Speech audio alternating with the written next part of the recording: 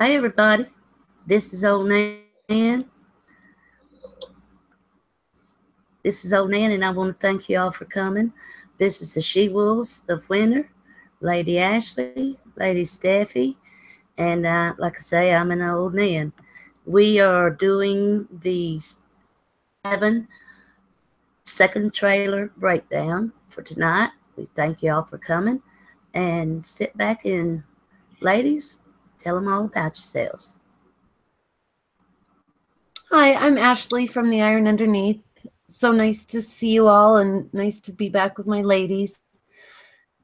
To talk about the second trailer. I love this trailer. Steph? Okay. Hey, everybody. It's Steffi. Yeah, you can find me here. Don't bother going on my channel. But yeah, I can't wait to talk about the trailer. Winter is here. So let's get started. All right, I did a practice session yesterday, so y'all bear with me, and I think I got this thing down. I want to say thank you to BBM and Moni G, because they helped. They came by, and I didn't know if anybody was seeing it or not, because every time I changed to look. So they came by and assured me it was okay. Can you see it, Darryls? Yeah, there you go. Perfect. All right. My favorite guy, too, right there. I'm gonna stop it and we'll talk about it, and hopefully we'll get through the whole thing. It's 2 minutes and 8 seconds. It was less than 2 minutes the last one, and it went for 3 hours. So we're gonna try to keep it down this time. Don't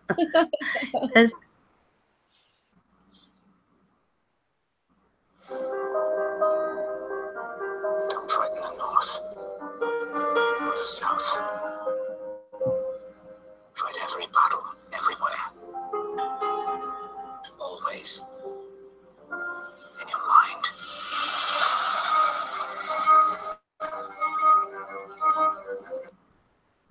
Okay. What's so far, ladies? All right. Do you want to go first, Steph? Yeah, I'll go first on this one. Okay, so Sansa walking through the Godswood. I don't know if Nan wants to jump back right and freeze the frame or not, but it's kind of hard to do it like on YouTube. It's different when it's like on an actual video and you can do it by every second or whatever. But there is someone in the background, supposedly. So whether that's Bran or someone else, I don't know. Yeah, it's on that shorter branch right there. Yeah, but anyways, I don't think it's Bran. I actually think it's Jon there. I think Bran is a lot shorter than the tree branch, and in the wheelchair scene later on, he is shorter than any of the tree branches. So I don't think he would be anywhere within that height, and it would be and if this is any indication of like especially if Peter Baelish talking over this, if this is his execution or anything like that, I don't think Bran would be doing it, or Sansa would be walking away from where Bran is necessarily. I think if Jon were to do it, then she would be walking away from it. You know what I mean? It kind of like referencing back to the whole Ramsay scene with the dogs. She kind of looks back, right? She gives a glance to someone. Yeah, you're right there. Yeah. And then she's like, okay, I'm good, right? Right. So yeah. Sorry, Ashley. Go ahead. No, it's okay. Go ahead. I thought you were done. Please continue. As for the don't fight in the North or the South, fight every battle everywhere, always in your mind. I feel like that's really weird coming from Peter Baelish. But I guess the whole, if you picture it in your mind and you put it forth kind of thing, and his whole memes with him drawing a picture of him and Sansa on the throne and him handing it over. But I feel like that's more Bran.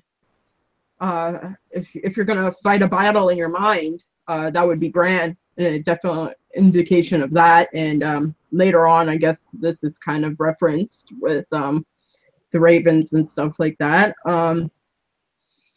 Gates at Castleback, Mira and Bran, Jon Snow and the wildlings at the wall, beyond the wall. And that's it, basically. Well, you just took everything I was going to talk about a while ago, just then. Just, oh, let's see. Well, Littlefinger could be behind her. Yeah. Go ahead, Ashley. Go ahead. Let me sift through this. Okay, Nan, go ahead. You give your opinion of what you think. I just was thinking that, you know, Littlefinger's been teaching her, and she looks like she's about to cry, to tell you the truth. Now, it could be that if Bran is back there and there is somebody tall back there, it might be that, or whoever that is that's in the Godswood with him, or a maester of some sort, because even in a wheelchair, he's going to have some help getting out there. And I don't think Sansa would have just left him. And if Peter Baelish was saying to her that at this time, to her at this time, then I got the feeling that he could be saying it to somebody else instead of Sansa. Let's put it that way. I think could be how he approaches Jon in the crypts, you know, or something like that. That was another thing I thought of. And let's see. And if Bran is behind her, I got down here that Bran could be seeing, you know, that Jon's maybe in trouble or something, and she sees that or something. And he tells her about it. So that was my thoughts on it. Go ahead. Both awesome thoughts. I love them because I have pretty much the same thing, except for that I interpreted it, some of it a little differently. These trailers are so confusing sometimes because I feel like part of them, once the show comes, then we realize that didn't go with this part, and you know, we saw one scene that had a voiceover that went with another scene and stuff like that. So I wonder if this scene is something like that, because I know that there's a picture where she's at the, like you said, stuff in the wheelchair under the tree with a seeming maester, or maybe Howland Reed, and has a bald spot in the back and black robes, but so's Littlefinger, so it doesn't necessarily have to be maester's robes. It just has to, it's just a black cloak, which is what Littlefinger's wearing, but he doesn't have a spot on the back of his head, so it's not Littlefinger. But in this scene, I do think the guy in the back is Littlefinger. It's that she's just heard from that, or from Howland Reed with Bran, and that Jon, Rickon have died, and Jon's been, or whatever, like Jon's been resurrected, or, you know, she might, but she doesn't know. Well, she knows about Rickon too. So I guess maybe they're talking about, I wondered if it was a little bit of a kind of Easter egg where they're saying, you know, the Unkiss and Sansa being able to and warg into people's minds and read their thoughts. So maybe she could war with her mind. I had the same thought, Nan, that maybe he's talking to Bran, but why would he be talking to Bran? It just doesn't seem like Littlefinger would be telling Bran what to do, even especially if he's a god. So it seems like maybe he's telling you know, that she's got to fight with her mind because that's how Bran's fighting, and she has to fight against him. Just don't know.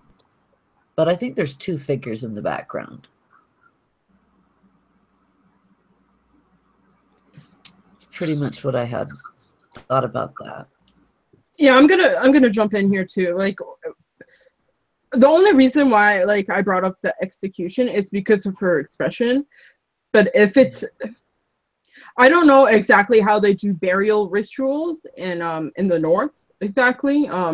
We've never seen someone die per se in a castle like at the north that is honored by that house, like is one of the lordlings or one of the daughters of the great lords or whatever.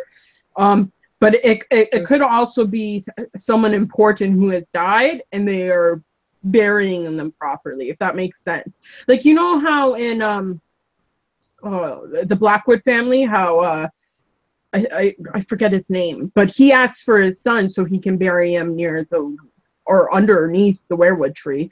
So I'm just wondering, because she looks like she's gonna cry. Yeah. Right? But then she Yeah, looks angry in some spots, and it's very confusing. So yeah, I agree with that. But it could be someone of importance who might have died, and she's kind of walking away from that too as well. I wonder where Mira is also, just piggybacking off that. Where's Mira? And maybe it's Howland Reed who died. I don't know. Maybe that's what they're mourning, because he was... Or maybe Ned's bones got back and they're finally burying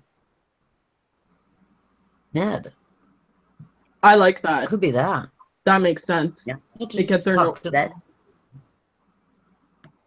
because the last account of those bones were in the deck, right? With Howland and Mormont, Mage Mormont. Mm-hmm. Wasn't she there? Yeah. With the... Or she went off with the wheel. She's with the wheel. Rob's wheel. She's got Rob's wheel. Went separate ways so that I don't think so. Tell which way Rob's will went. So yeah, or waiting. What Lady Dustin's waiting. So I don't know where they are. But in the show, it might just be that, you know, maybe now it'll just be Cersei shipping him back. I don't know. Maybe Jamie does it. Cersei doing it, really. Yeah, that's another good thing too, that the person in the background could also be Howland, since the Reeds and the Kranich men are supposed to be known as short, right? They wouldn't... Bran, even though he is shorter than the tree branches, and Jon might be maybe at height with Sansa, and Sansa, depending on the ground, could be reaching one of the second branches, like where Peter was in the previous season. Kranich men might be just below that, right? Depending. Yeah, and he wasn't too much taller than Bran, really. I mean, and he was back a little in the frame, but he wasn't towering over Bran like most people would be in a wheelchair. So it could be. That would be really cool. I hope they're listening this season and they bring us Howland Reed. Yes, I do too. By the way, I have a question. Who is Maester Walken? Maester... the Maester. Sorry, He's you can the go. one that was the Boltons. I'm sorry, he was the Boltons that was left there after Ramsay's death. Right. Yeah. I could not remember who that was, and I've heard his name a couple times. I'm going, am I nuts? Who's Maester Walken? But I'm going to jump in there for a second. The guy that they're talking about who's Maester Walken does not look like the guy in that scene, like at all. Like none whatsoever. There's no resemblance to that guy. That guy had a buzzed haired cut. Like he had everything. He was tall. He was uber tall, that guy. He was. Maester Walken. Like there was no way, no possible way that could have been that Maester. Just no way. So I don't know where people got that idea from. But I do not believe that's a Maester. on quite a few people, and I'm like, wow, that's really weird. Why would he be there? Because he's of the Boltons, so it just doesn't seem right. But he did see Ramsay kill Roose in the show, so maybe he passes that information along. I just don't see that he's the Maester making up for sweet Maester Lewin at Winterfell, or even. But maybe he comes to give that message. I don't know. Well, speaking of that, a question. Maybe y'all can clarify. Maester Lewin wore actual gray, and Maester Wilkin, every time we've seen him, has been in more of a black-looking cloak. What's the difference? Or is it just a darker robe for winter? Or what? It's probably just a darker dyed wool. I don't think it matters. I think it's just a getup. Like Pycelle wears gray too, right? Does it really matter? Some days he wears like a dark black. Some days he wears a gray. I don't think it necessarily matters. I think it's just a robe, like a plain simple robe. It's about like just a couple different cloaks. Sansa wears the one that seems like it comes from the Hound because it's got this really big hood, and she's dyed it ish, and then wear gray. Yeah. I don't know about y'all, but I like the way they made you think that this here trailer was at an end, you know, like halfway through it, and then it just picks back up and just blows your mind a little bit more. Yeah. Did anybody else get that? And by the way, the music is so wonderful because the music is the Cersei blowing up the sept music. And oh, I love that music. It's gorgeous. So it's almost like Cersei's presence and the evil presence is just everywhere. You don't even need to see her. It's kind of great. That song to me sounded like they're saying Aria, you know, when they're singing that. Yeah, I think they were saying Gloria, but yeah, it did. It did. Aria. I wish it was saying Aria. I thought I was Gloria, but that's because I think Cersei's trying to turn herself into the queen of the Faith of the Seven, maybe, or the queen that, you know, the queen that blew up the Faith of the Seven. She got shamed, so she's probably playing the part of, you know, now I'm the queen church. So I kind of got that from that music a little bit. Yep. Steffi, anything else? Nope. I'm good. Okay. We got the gate opening next at the wall.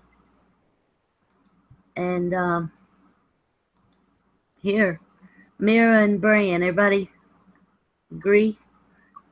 Now, is that, everybody, there's some confusion if this is the gate that we just saw opening is this gate. This looks like the gate that Dany came out of in her vision.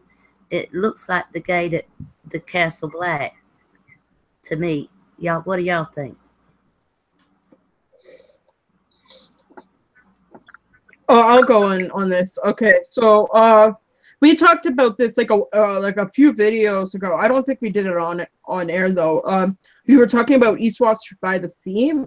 It comes up when Dany's touching the map. She's like caressing it. And I get if there is anything happening at Eastwatch by the Sea, it is definitely referenced in Dany doing that, but I feel like when the wildlings attacked, they did break the gate down. I don't think it's really important. Like the semantics are not that important because they would have to rebuild it regardless, right? Yeah. Like look at it right now. It looks like they're rebuilding it right now. So it could look different from the original Castle Black gate that they had before the wildlings attacked. And that's the picture that everyone's referencing back to. But it could be completely different now since the wildlings attacked. So I wouldn't put much stoke into it, but if it is anything, it's East West by the Sea. It has to be. The wall doesn't have those teeth, those kind of teeth. I don't know what else to call them. Those big long teeth on the bottom of the grate. So seems like it's maybe Bran entering from a safer place so that he doesn't have to tread all the way down from the cave.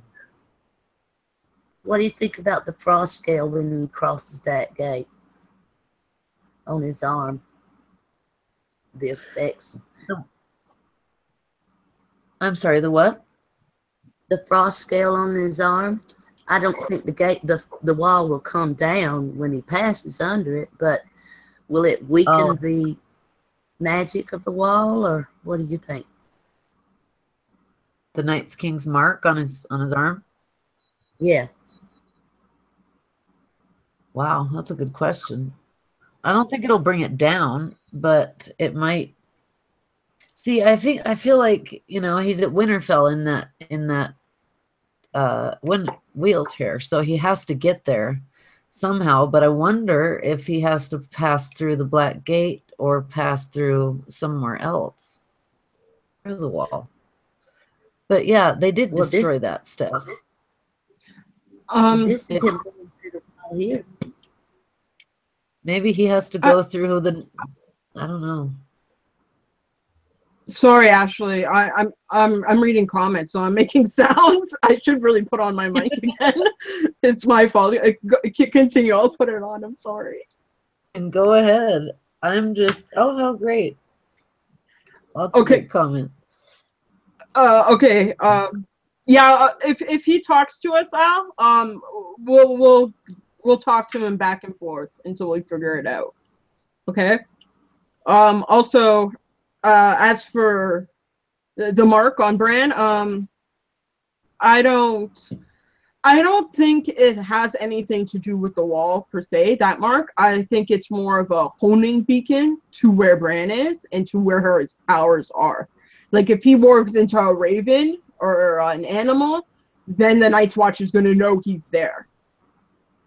Right? It's more like a honing beacon, I don't think it has any effect on the wall or anything like that. I think that would be really juvenile if it did. Like, oh, he touched me and now the wall's going to come down. I just wouldn't like that to happen. It would ruin it for me. I want a big bang. I want them to blow a horn or something epic like that, or to them to smash the ground and to create a crack in the wall or something like that. For me, for Bran to go through a wall, if he went through the wall and he had this mark on his hand and it came down, he would die. What would be the point? True. We wouldn't see him in the remaining of the trailers. It would be that's a very good point.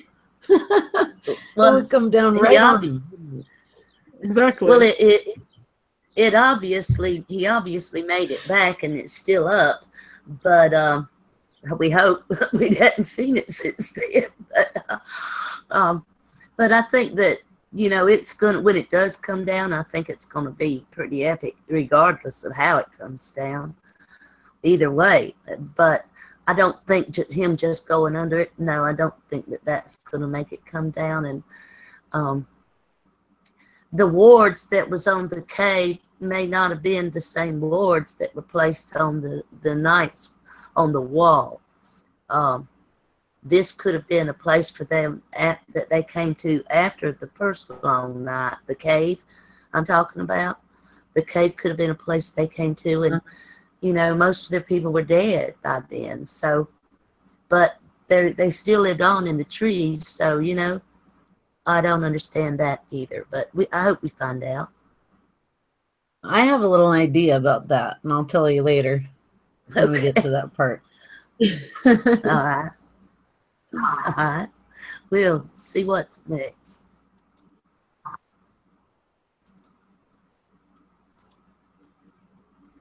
Oh, LT, hi. I just have to say hi to all of you guys. Hi, sweet LT. Love you. Hi, Cheeky's heart. Good to see you. Al, hi, sweet. Everybody. Hey. Give us a roll Ion call. and Broke Black Man, how you doing? John, good to see you. LMF, good to see you. And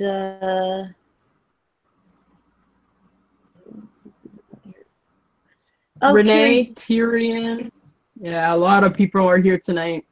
Blue Dragon, Carrie, like so many people. John's here. The boy All Wanda, right. or the boy Wanda. How do you say that? I like that. Seen your name? Glad The everybody boy, showed up tonight. The boy one day. Yeah. Great to Cool. see Very all cool. you guys. Thanks for being here. So good to see you all.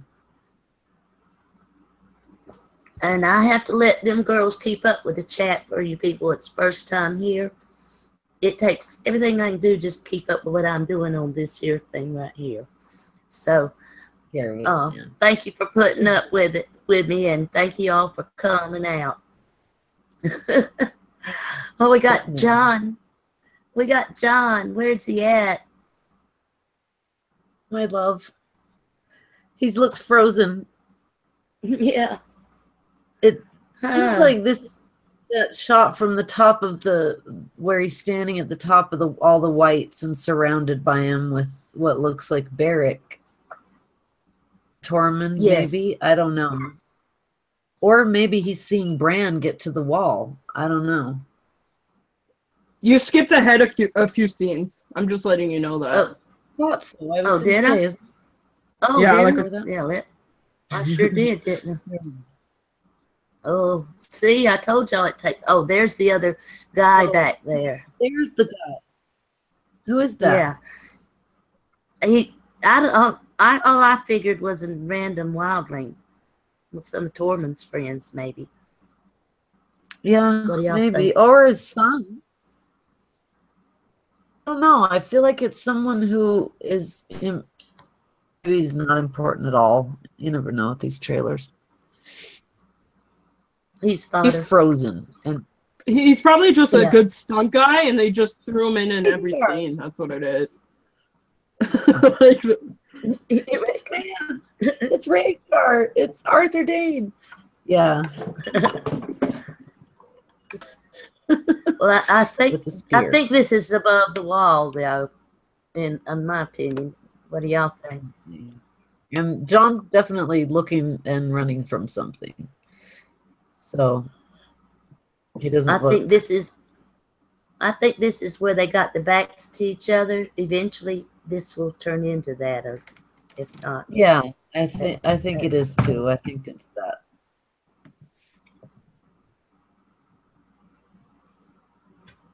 Yeah, maybe a Brotherhood without Banners member. That's a good point, Renee. Yeah, I don't know who he is, but yeah, that's a good point. I'm so glad to see that. Oh, I'm so glad to see that.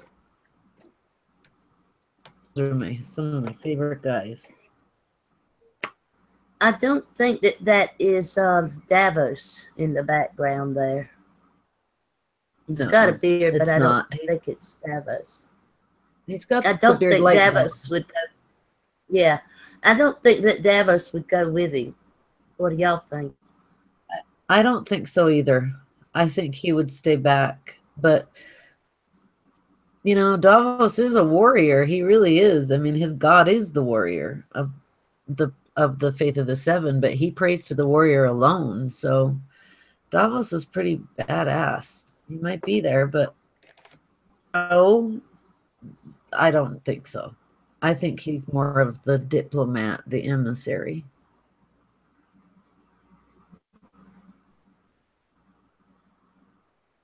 Was Steffi here?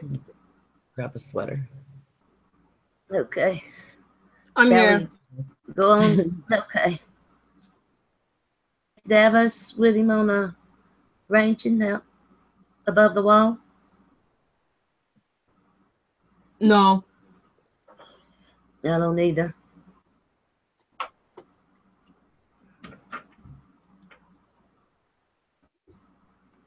Oh, here's another good one. Did we miss anything? Yeah, we missed Steffi? like 20 scenes. Like we've missed so many scenes. They go so I'm not fast. lying either. Which ones? Which We missed ones? Cersei, Danny, Boat of People, Arya, Jamie, Peter Baelish, Danny, and then we're at John. So we've missed like 10 scenes before the one that we. Burn. I'm glad. Ah, Because, yeah, they go fast. oh, I'm trying to find it, y'all. Bear with me. Now you see why I can't do the thing. Yes, you can. First Yeah, try. yes. This is how we all do it. We learn this way. I'm trying to put together a video right now, and you wouldn't believe what a hard time I'm having. And I've done videos for 1.5 years. It's silly. So let's see what's going on in the chat. Maester Lowen's gray cloak is the Stark colors. Yeah, that's true. So, Oh, that's but interesting. Lowen's dead. That's interesting, Renee. The Fist of the First Men. That's cool. They could be there again. Huh. That later on because of Torment's weapon. This is one of. Remember when we were doing the stream on Bran and his chapters? Yeah. Ran ahead and found the dead Night's Watch brothers, and he said they were missing faces and they were holding iron axes or iron weapons, black iron weapons. Remember Black that? iron. Mm-hmm. Like they were old weapons. And Kings I mean, of Winter. these might, or just Night's Watch that were given. Maybe these are the obsidian weapons that they gave them a long time ago. Who knows how these bodies have been there? But it's because their faces were gone. But you'd think they would have turned into whites by then, but they didn't. Like the black iron made them old bodies, but I don't know how they're not activated as whites, but it just made me think maybe Torment, just the first man in Torment, has one of those weapons, because he made a point when the wildlings were coming through the wall of saying, I'm not going to keep my weapons and all my finery and make them all give it up. Why would I do that? More important than them. So Yeah, you got it, Nan. You got it. Did I get it? You tired of seeing me get there? Yeah. You got it. I Sorry. didn't even see you doing it. So Well, good. I'm gonna have to hide that so I can see what I'm doing here. The gate, yeah, Eastwood. Name, you got that name. That's awesome. Hi, welcome.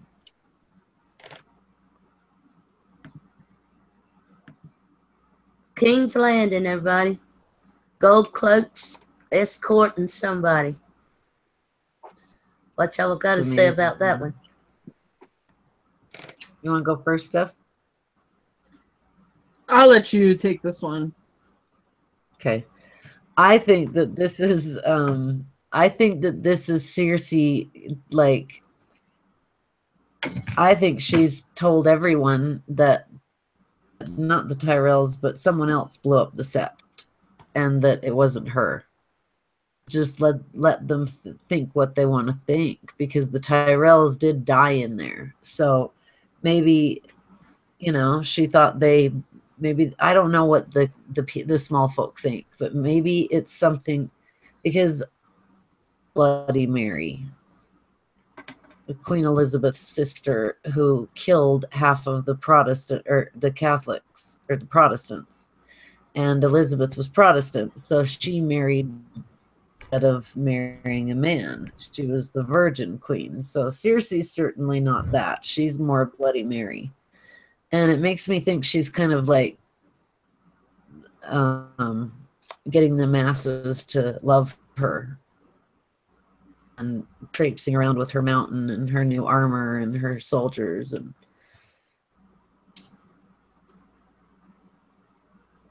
And because I want it to be that they're cheering for Euron, but I don't know why they would cheer for an Ironborn. Or it's later on in the series and Cersei is marrying Euron. Ooh. Amy coming home. But I'll give it to you, Steph. What do you think?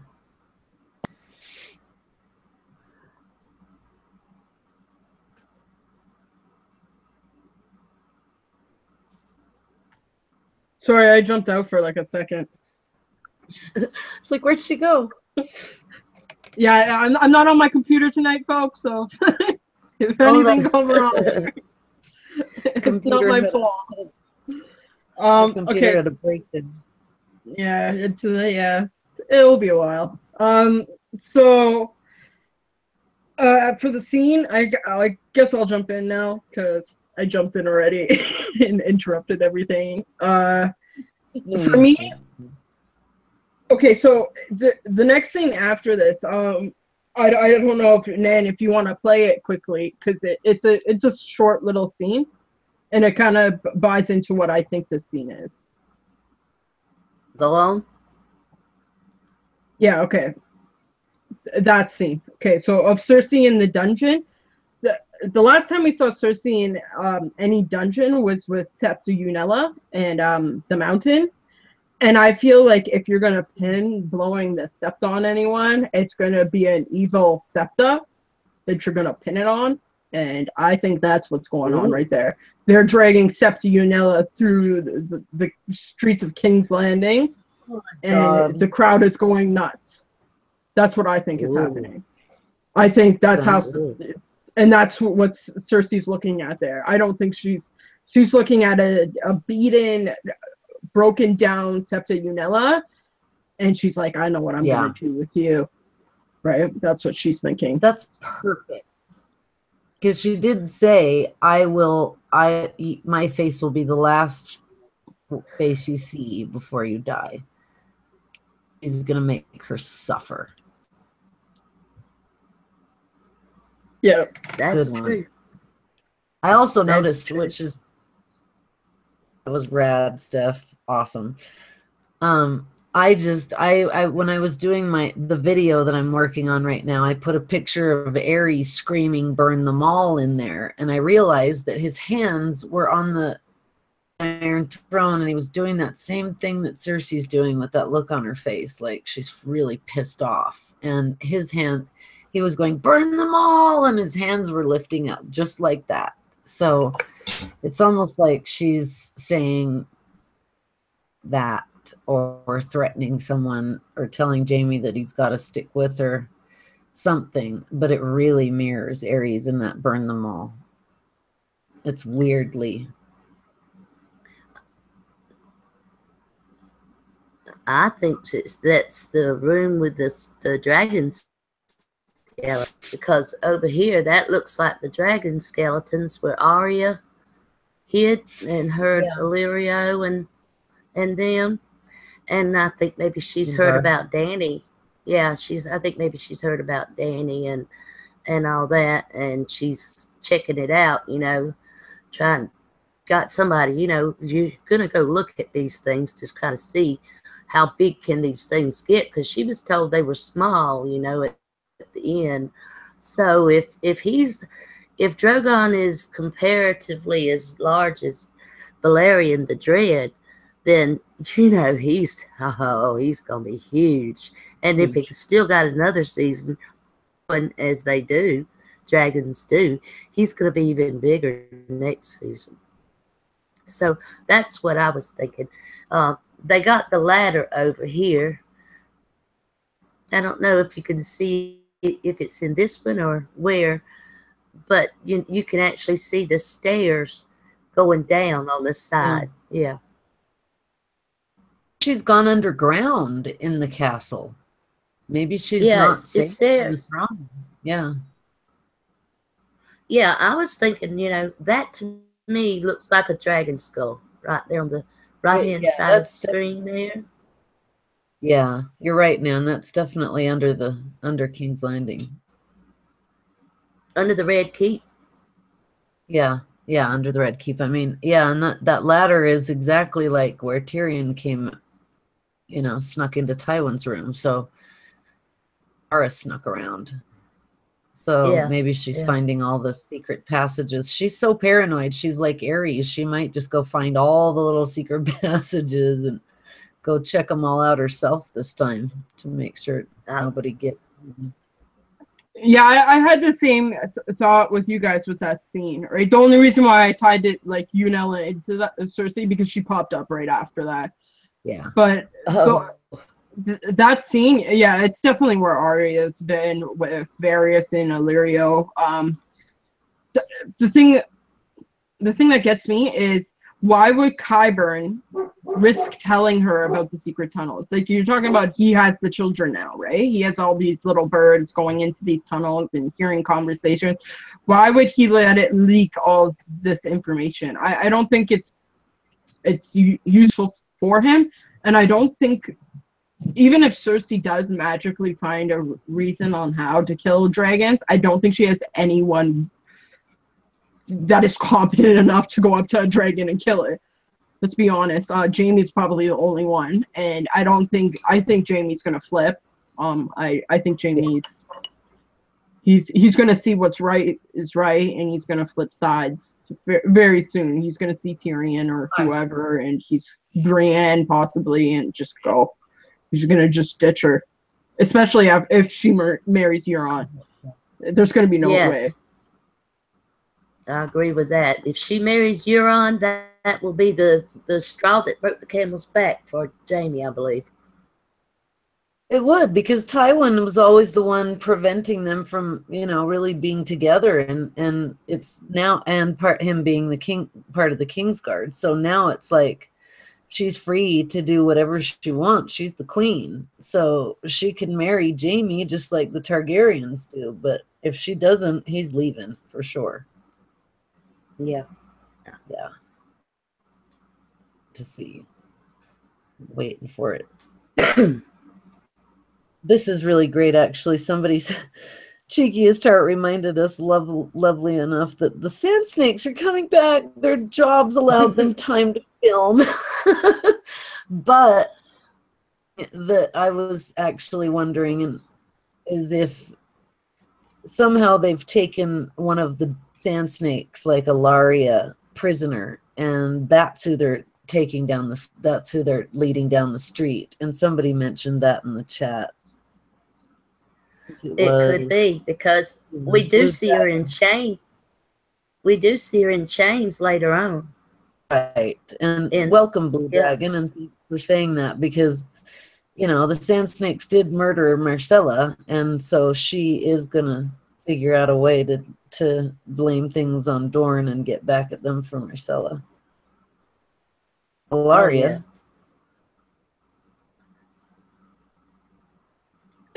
I just, I feel like, I know someone broke it down with the areas on where the Gold Cloaks enter and how that's near the harbor and how that's where the riot of King's Landing happened, with the dung being flung at Joffrey and stuff like that, and the High Septon dying and stuff.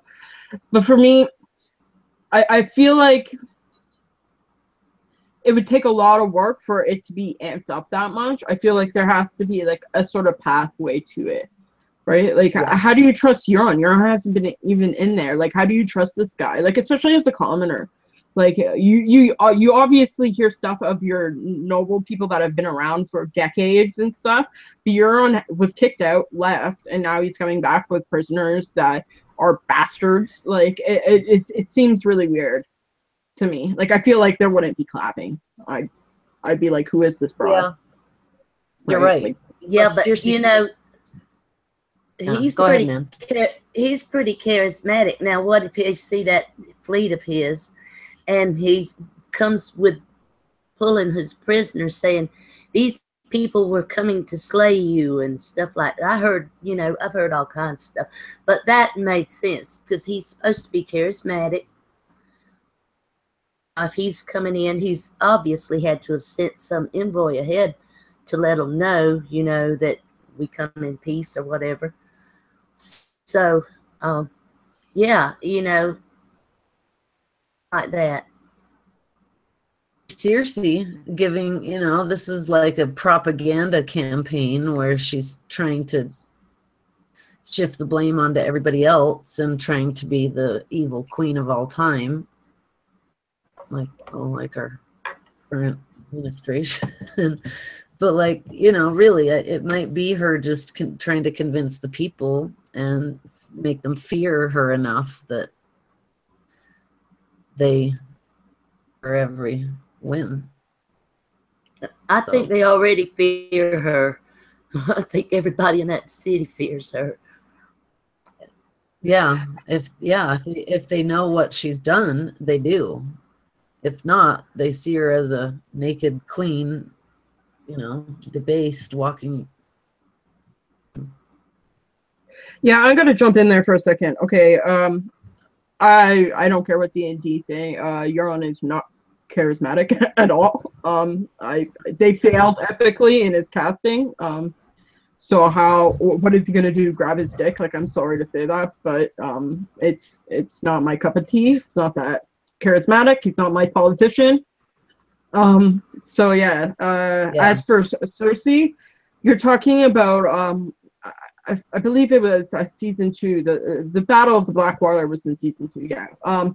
Where Tyrion and Bronn, they see the preacher and he's like, brother lays with sister and blah blah blah blah and little demon monkey, right? They hate the Lannisters. You're talking about these people have been preaching this for years, right?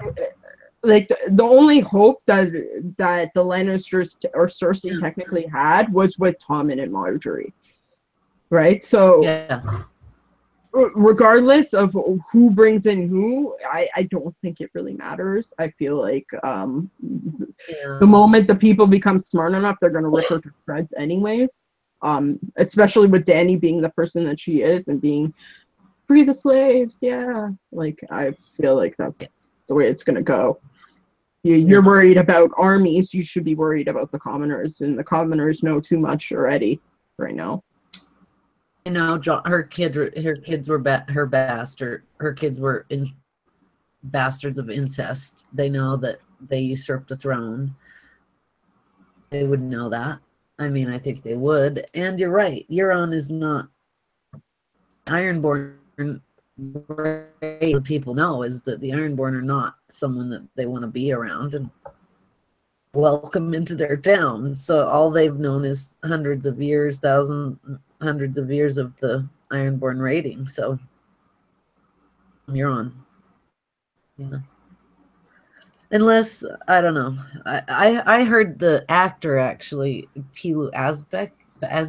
It's Danish, so I don't know how you pronounce it, but he played Euron with such force that we're not going to believe it, and he's, because I guess he might have had a chance to read the books before he started, after he got cast, maybe. That's what I was thinking, is maybe he got a chance to read the books and see who Euron really is.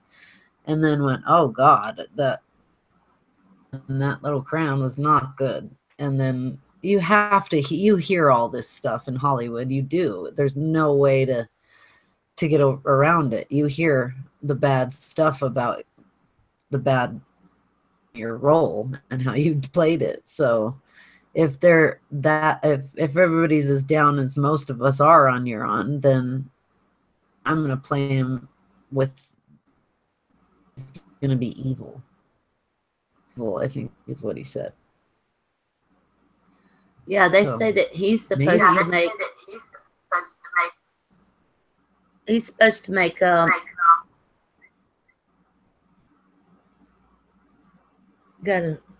Ashley, that's you, sweetheart.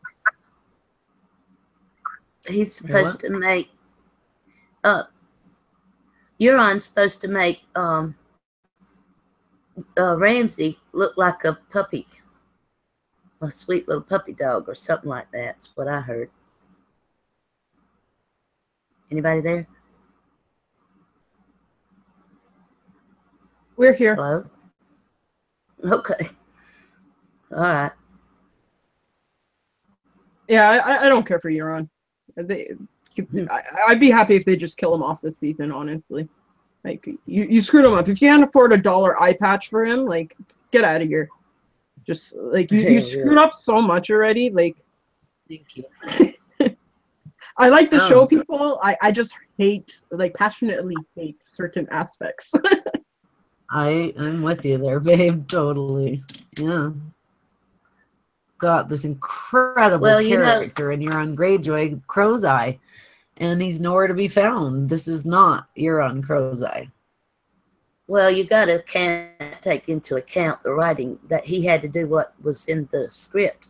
So they really didn't portray it as they had no there or nothing like that to make him, you know, and then him admitting to killing his father, his brother, and all that stuff. You know, it didn't sit right. And then to see, you know, when we get we got the on him from his brother's point of view. That was rather disappointing after reading that. You know, about the Forsaken chapter. You know, so yeah, also that's all I got to say about it. It was very disappointing. See, tell you what Carrie's in said. She said that if they give Pilu the right script and direction, he can be awesome, which I've said about this actor. I love this actor. I just don't know how to pronounce his name. He's really good. And when I saw that he was cast as Euron, I got really excited about it. You know, he can only work with the writing and the direction. So she said he's won so many awards, been in award-winning films and series just since he started in 2008. 2011, he was one of Euro's best new actors. So amazing. I just think he's been given a character that's, excuse me, shit.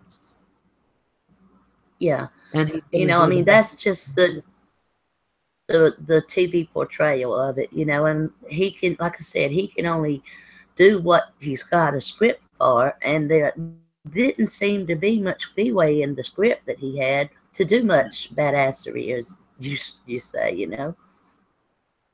True, very true. And also the other thing is that hi Kirk, Ultima, good to see you. He just pointed out that Euron and Bloodraven should both have one eye, and of course Euron's missing the eye, and I think it's so important, this eye. I'm doing a video on it right now, but part of what it is that the red eye is the Eye of Horus, and the red eye represents the sun. So I think that the people who have red eyes are going to be for the Dawn, or they're going to be warring with each other to fight for the Dawn, to fight for the want to be in, or they have something to do with being on the side of the sun, which is interesting that Euron has a red eye now. Maybe he's a trickster about it. Maybe he's the Loki red eye, but I think it is when they cut out the best character, the best stuff, kill off Barristan Selmy, kill off Stannis, kill off the Blackfish, make Dorne instead of the Martells and all of that, then it's got to be something that the Winds of Winter is going to have a lot to do with the Ironborn and the Blackstone and Euron and all that. So I think they're doing it for that exact reason. Yes, Ghost has a black eye, or a red eye.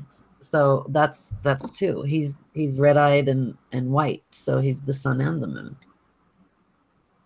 And then the red eyes are also a sign of green seers too. So at some point in time, he's got some kind of abilities that I don't know if he's taking the purple drink and enhancing those abilities, whereas Bran would be taking the werewood paste and enhancing his abilities. So in lieu of not having a werewood tree, and in case this is something, you know, he's on the water, he's a sailor, there's no trees usually on the water, so maybe this is something, you know, just he takes that to enhance those abilities in some way, and he's got it all confused. He's crazy, to put it that way. Okay, I'm gonna jump in here for a second. Okay, first off, D&D ruined Euron for me. I already mentioned the eye patch. If you can't afford a $1 eye patch off of millions of dollars, you're an idiot. Go pull out the quarters in your pocket and fucking go buy one. But it is so much more than that. It has to do with the writing too. I didn't like the way they set up with his brother. I feel like it should have been a faceless man that should have killed Balon. I feel like that alone would have made the whole Euron Crow's Eye more plausible, with the crow being perched on his shoulder. I feel like if a crow would have landed on it or something like that, I would have been so sold on him. If he would have walked up and said, like, hello, niece and nephew, and then had the horn blown. Like, there was just so many aspects that were missing from his character that made him great. I feel like Cersei on her own, like Lena Headey, could have done everything by herself. Honestly, they should have jacked up her salary and just let her do it all on her own, because she's that much of a stud to me. She's amazing. If you can afford new armor and new gold cloaks while being broke, like, it's. I love it. But as for Euron in the books, I believe certain figures who do have the Green Seer capabilities are rejected. I feel like once Brynden River or whoever's in the Green Seer throne figures out who you are, like Euron was like a child molester, or like a sibling child molester, which is really nasty. As soon as that stuff is figured out, I feel like they're like, oops, we're not taking you anymore. Sorry, you're not getting this gift. And it's kind of insinuated within whose chapter is it? Who is he talking to? Victarian's chapter, where he's like, what if we all were to jump out of windows and fly? It's the same thing that's referenced in Bran's chapter when he's actually in his dream and the Raven's telling him to fly, right? And it's the same again with Maester Luwin, like, we can't all just fly, right? So Right. I feel like Euron was rejected from that position. And instead of being like, okay, I was rejected, I'm going to just use my gifts for good, I'm going to change my ways and try to do better, he went the total opposite direction, and he wants the Night's King to be the best thing, and he's hunting for a bride for him. And that's why he says that much in Victarian's chapter. I feel like he's given this authority under the Night's King, where he's not given it under Bloodraven, if that makes sense. So he's going to be he's evil, and there's no chance of redemption for him. Yeah, so he's going to the person who's accepting him from his crazy ways, basically. Who says, I don't care as long as you do this for me, to do that for me, right? Kind of like Cersei. Like, you can go kill, like, little babies and whatever as long as you're loyal to me. Like, good stuff. But with Brynden Rivers, it's more of, you better be entirely good, right? Even though it may be ambiguously good, you better walk that path properly, or I'm going to ditch you. Right, where the Night's King doesn't care. He has a resolve, and he's gonna get it. Right, it doesn't matter the morality of it. Like, you're talking about, he's taking over dead people's bodies. Like, how much more immoral can you get? Right, like, it's desecration of someone's remains. Like, it's gross. It's like necrophilia, basically. Like, in a way, right? So yeah. Mm-hmm. That's the way I view it. Yeah, the Forsaken chapter, though, that kind of ties in with what you were saying about the Night's King, him taken up with the Night's King, and the red paste of the werewood is opposed to the blue paste of the iron of the what is we call ironwood, the trees outside of the House of the Undying, the black trees with the blue leaves. You know, I think he's just, the Forsaken chapter lets you kind of see that could be because he's wanting to make himself a god, basically, in that Forsaken chapter.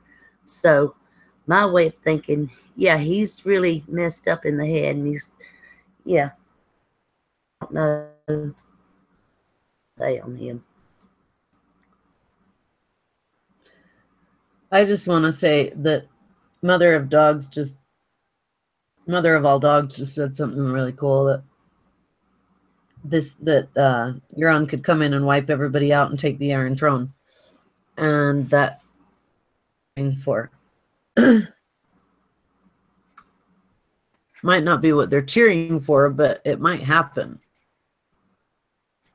And he can take the Iron Throne by marrying Cersei. Yeah. Either killing her or... Yeah. At some points, I wondered if he might be the Valonqar if they marry. But if she marries him, then I do believe it will be Jaime. You know, probably before she marries him. I hope before the wedding, anyway. I'm gonna jump in on what you said, Nan, a while ago about the gods, about him becoming a god and killing the gods and stuff like that.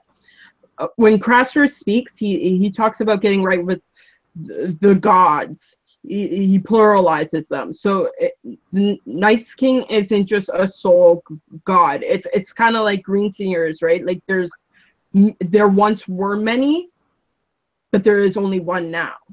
Right? Does that make sense? Like there are many whites and there are many others, but there's only that one Night King leading them, if that makes sense. Yeah. Right? And he wants to be added into that godhood, right? That Kingsguard of the others, if that makes sense. Let's put it that way. Yeah. Boy, is he gonna have a rude awakening. True. Like Renee said, I've always thought Arya would be the Valonqar because Cersei is on her list and she has taken out everybody on her list. I just don't know if the show's gonna do it. I'd love to see Arya kill Cersei. And there is that little clip we have later. Looks like she's either in wearing someone else's face. She's got her face on somebody else's body. I don't know, but her body looks very big for what she's dressed in and it not being full of snow where she is. So maybe she's heading in to kill I would love that. Love to see Arya. Well, it's possible in the books. In the books, I think it's possible, but I doubt it in the show. We'll see. Steffi, where's this at? Where Dany's got her fingers at right here. Do you know? Okay, Dragon, so can you tell?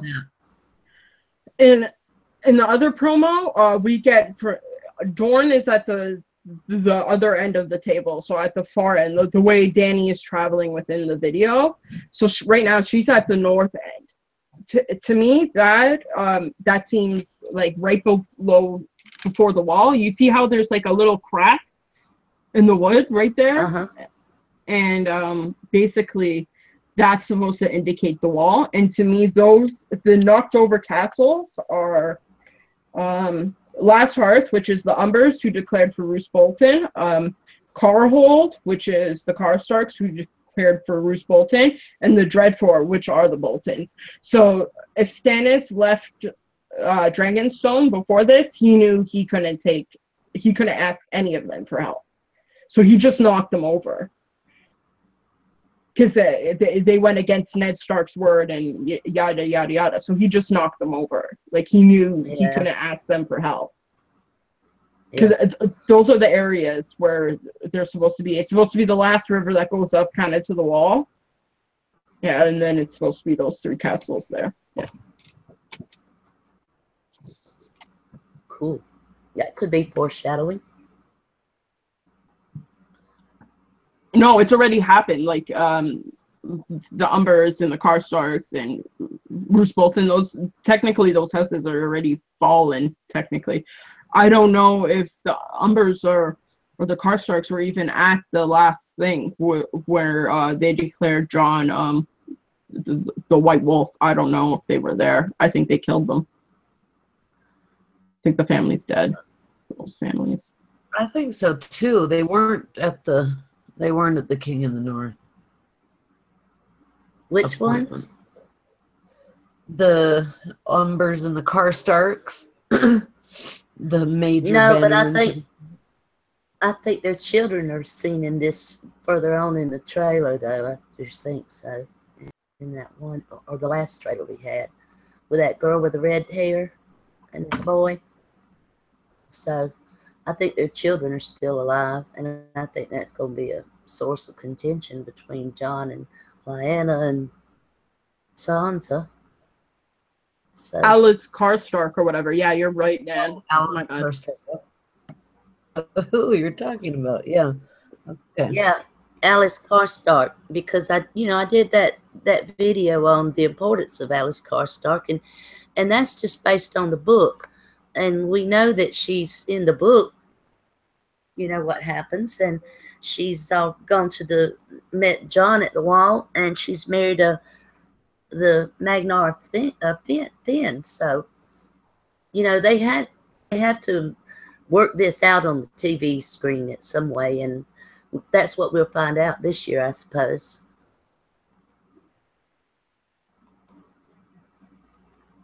I like Dany's hair. Oh, this one. This is the beach scene. And this is, to me, is a different beach scene. I think this is the one where they're unloading the stuff and all. I don't know if this is maybe Theon coming back after the battle, because you do get a shot with Theon over here on the beach up or something. And or if this could be when Jon and Davos get there, because according to this trailer, they get there at some point. I think.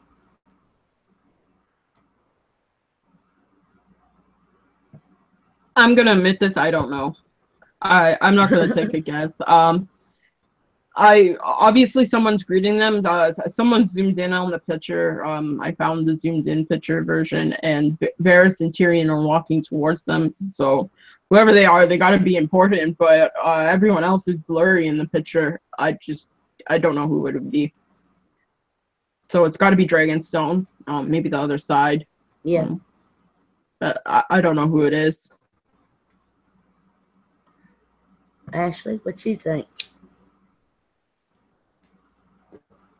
It looks to me like it's the other side, or it's where Dragonstone and Theon gets out of the boat and touches the water and gets down on his knees. That's kind of what it looks like to me. Mm-hmm. I feel like we've seen that arch before, but those are the spears of the Merlin King if it is Dragonstone. So I feel like, I guess we haven't seen that before, but I feel like we've seen that arch before. Mm-hmm. Now, this I think this is the first I've seen of it. This beach on this trailer, yeah. Arya, what y'all got to say about her? I think she's going north. I think she's just leaving the Riverlands. Yeah, I do too. Hopefully she's going to kill Cersei and go home. But she's already on her way. Yeah. She's already on her way home. We know that. So, she does look bigger I mean, I know Ari, she's a young girl and she's growing up, but in warm clothing, but it's not, she's not covered in snow, and it seems to be more south than Winterfell.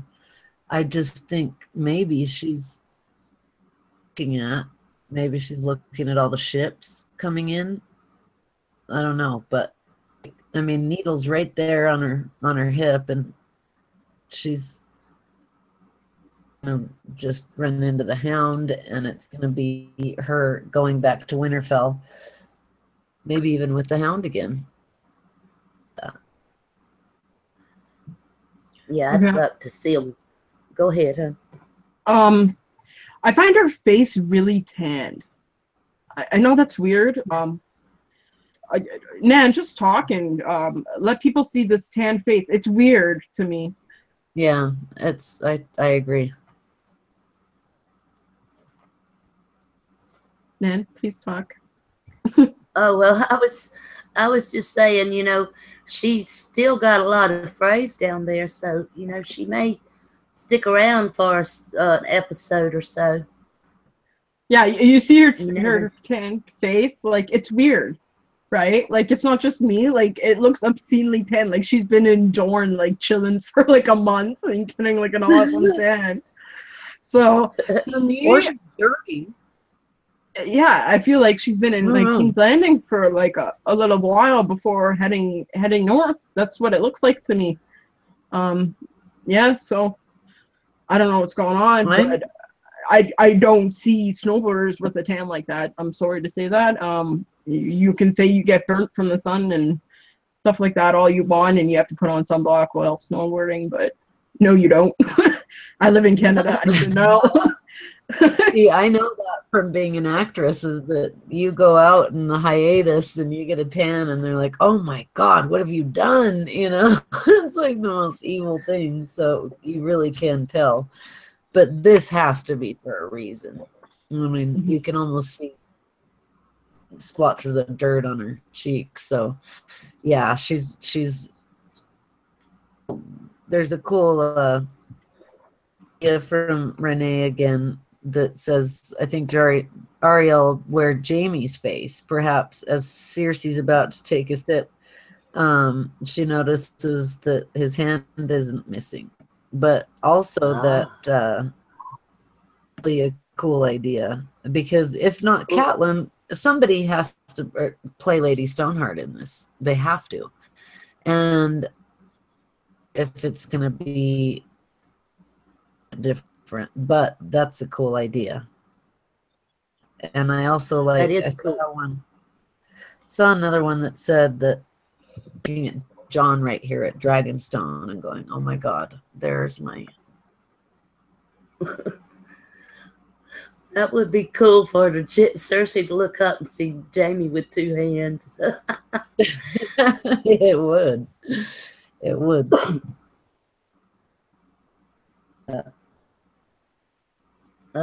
now this one, Jaime, I think it's High Castle, and I'm saying that because this guy over here, it looks like he's got the colored clothes as them in the of Lady Olenna that she had in King's Landing, but I think they've taken High. What guy is this that you're talking about? Oh, this guy, Jaime? No, the guy on the floor over here, dead. Right here. She's talking about the steward. She thinks this is like Highgarden, and Jaime's walking the battlements of Highgarden. Yeah, wondering where the guy is. Yeah, on the ground. I can't see a guy on the ground. He's over here by the mute button. Can barely see. I can't see him. So I just watched a video this morning that was actually so cool. It was doing a video because she lives there of the stone with the long walkway, and she actually had herself followed with a camera up the walkway, and the end of the walkway has a little sitting space where it seemed like a place or something that was in front of the depth that was in there, And it looks exactly like where she got to the top of the stairs and sat down, Tinker herself in the video. So this looks exactly like the same place. It looks like top of Dragonstone. I mean, you know, you look out, there's nothing there except it could be a city, but see. But I could be totally wrong. I don't know where he is. I think that seems like that's, oh, if he was going to be a part of any of this, any of the fight for the Dawn, any of part of, you know, anything besides Cersei and what's going on in King's Landing, Jaime, I think, really is going to be one of the fighters that fights for the Dawn, but that's in the book. So maybe they're just going to make him, because I also heard Nikolai Coster-Waldau talk about how he was just going to be, that Jaime was not going to be a nice guy. Does that mean he's just going to be an asshole and do Cersei's bidding and then die? That would be awful, Jaime. But he looks dejected from the back. Every time he's walking from the back, he looks very dejected. Steffi, what do you think, hon? Seems like we just lost her. It seems like oh, there she is.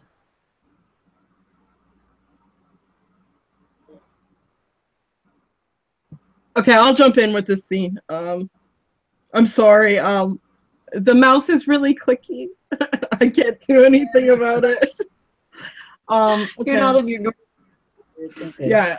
So like I'm like you with my computer, like I usually just rest my hand on the mouse and it doesn't travel. This one does. So I'm like I'm trying to avoid my reflexes right now and it's very hard. Yeah, but with this scene, I don't know what they're doing D&D, but for me, I think it would be really, really stupid to go to Highgarden. I think that would be such a waste of time. Agree. I don't think it's worth knowing anymore. I feel like that family is basically. I think they should have just killed Olenna in the Sept. Honestly, I feel like she died. Like her family's basically wiped out. Why would any of your knights listen to you at this point? Like, wouldn't it just fall to the closest cousin or something like that now? Like, why are you still in charge of all these knights and stuff like that? Like, it doesn't make sense to me anymore. It doesn't. But it would make sense for me for the Tyrell army and in the show, anyways, to take Casterly Rock since Keevan is dead. And Keevan was the one that was holding Casterly Rock while Tywin and Jaime and Cersei and Tyrion were all doing their stuff in King's Landing. And now that he's dead and now that Lancel's dead, there's no one holding the fort down anymore. So it would make sense for the Tyrells to invade Casterly Rock first, and to basically occupy it, and then for Jaime to overtake it, and then to be taken over by Dany and the Unsullied later on, if that makes sense. Mm-hmm. I feel like the only reason why you would show Highgarden right now is to get a moment for to doing all that CGI. Basically, that's it. If I might, do have a scene, but you got to look at it. You got to look at it that they're trying to tie up the books too. So they're starving in King's Landing without Lady Olenna sending food. Sorry, kidding. And you know what I'm saying? And so they got to get food somewhere. And so Jaime's the only thing they got that Cersei's got. And he is a good military guy, you know. And I think he's going to be a force to be reckoned with. But I think at some point it does go to fight for the Dawn. But this, I think they have to go. You've got to consider, and some people don't think the Tarleys will turn on the Tyrells, but I think they will because you got Randall Tarley. Because Randall Tarley is in King's Landing in the books. He's on the King's Council, small council, in the books. So you're going to have to tie in and tie up and together with Highgarden, the Tyrells and the Tarleys. That loose end's going to have to be. You see what I'm saying? I don't know that they have to tie up anything. I think they're just ready to go. I don't know. I mean, it's a good point. not to crap on your point, because your point is very valid and it's true. And I think that we do have where we have to have somebody controlling the food and somebody just make that threat and then have it do nothing. So it will have to affect. I'm sorry, I just got the worst. Somebody hit a 50-year-old macaw from the zoo today, right down the street from our house. So Stefan's got to go do it. My husband has to go do a interview for the. This is an endangered species, and it's a disaster. This zoo is so horrible. So I hope they close it. His name was Winston the parrot. So can we all just say a little prayer for Winston the parrot? He died today by an elderly couple hitting him that should not have been driving. Poor parrot.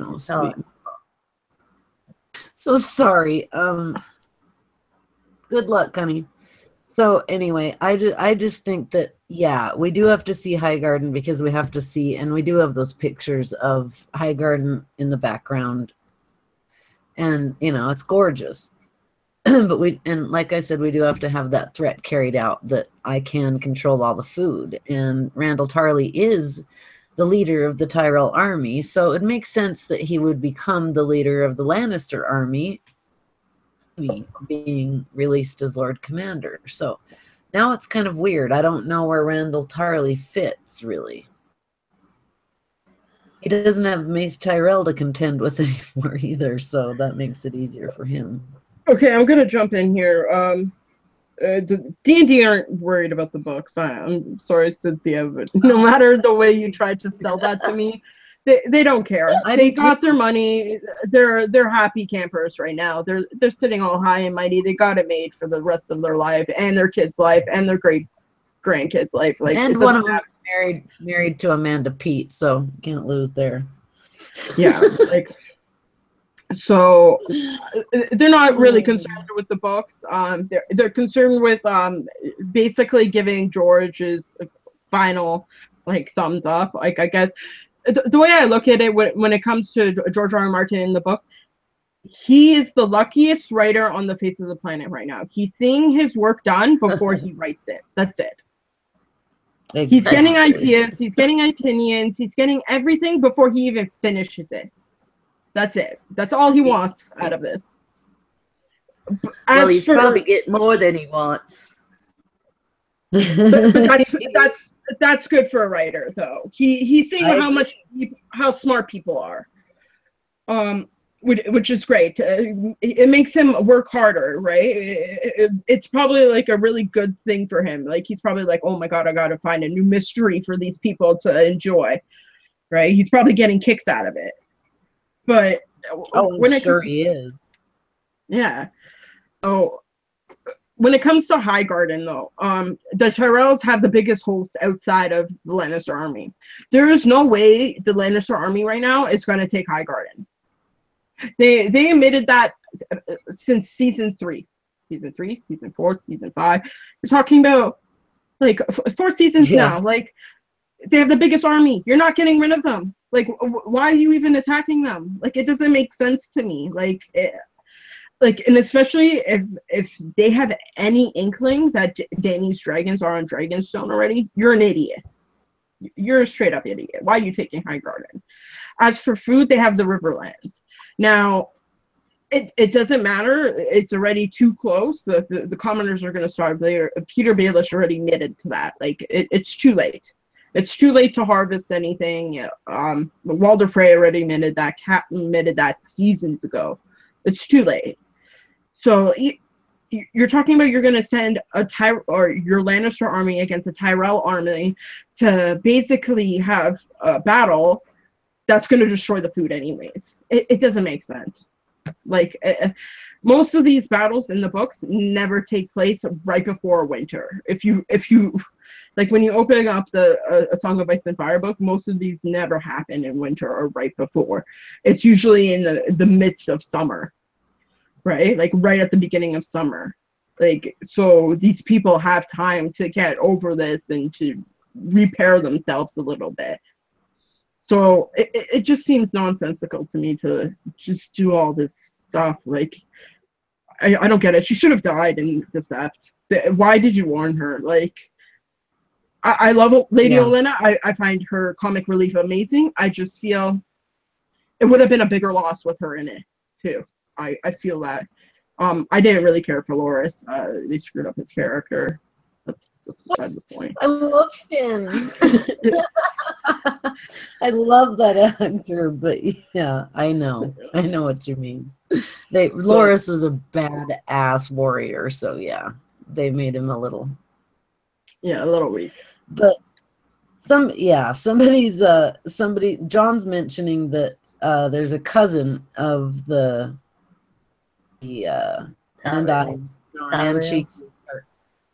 that Marjorie had a cousin who was married, and so that could play into it. And then also, funny because actually John agreed with you. He said, logically you're right, Steffi, but I think they'll take High Garden in the show. Faulty logic never stopped D&D before.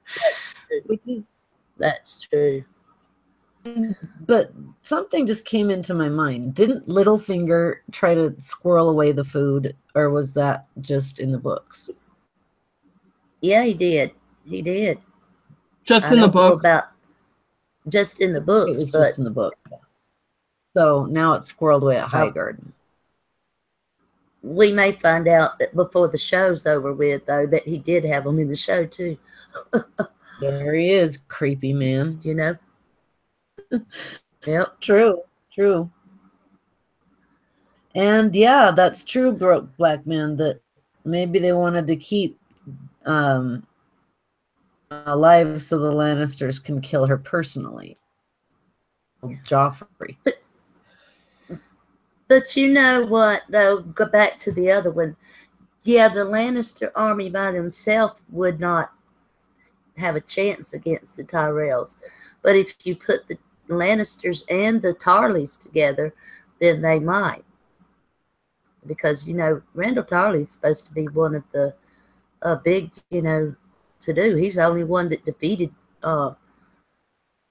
Robert in the rebellion, wasn't he? Yeah. Battle of the Bells, I think it was. Yeah, Battle of the Bells. Yeah. So it's actually it's something, you know, there's something about, like, you know, I wonder if they're even gonna pick up Joffrey's death or not, or if they're just gonna go on. They probably will.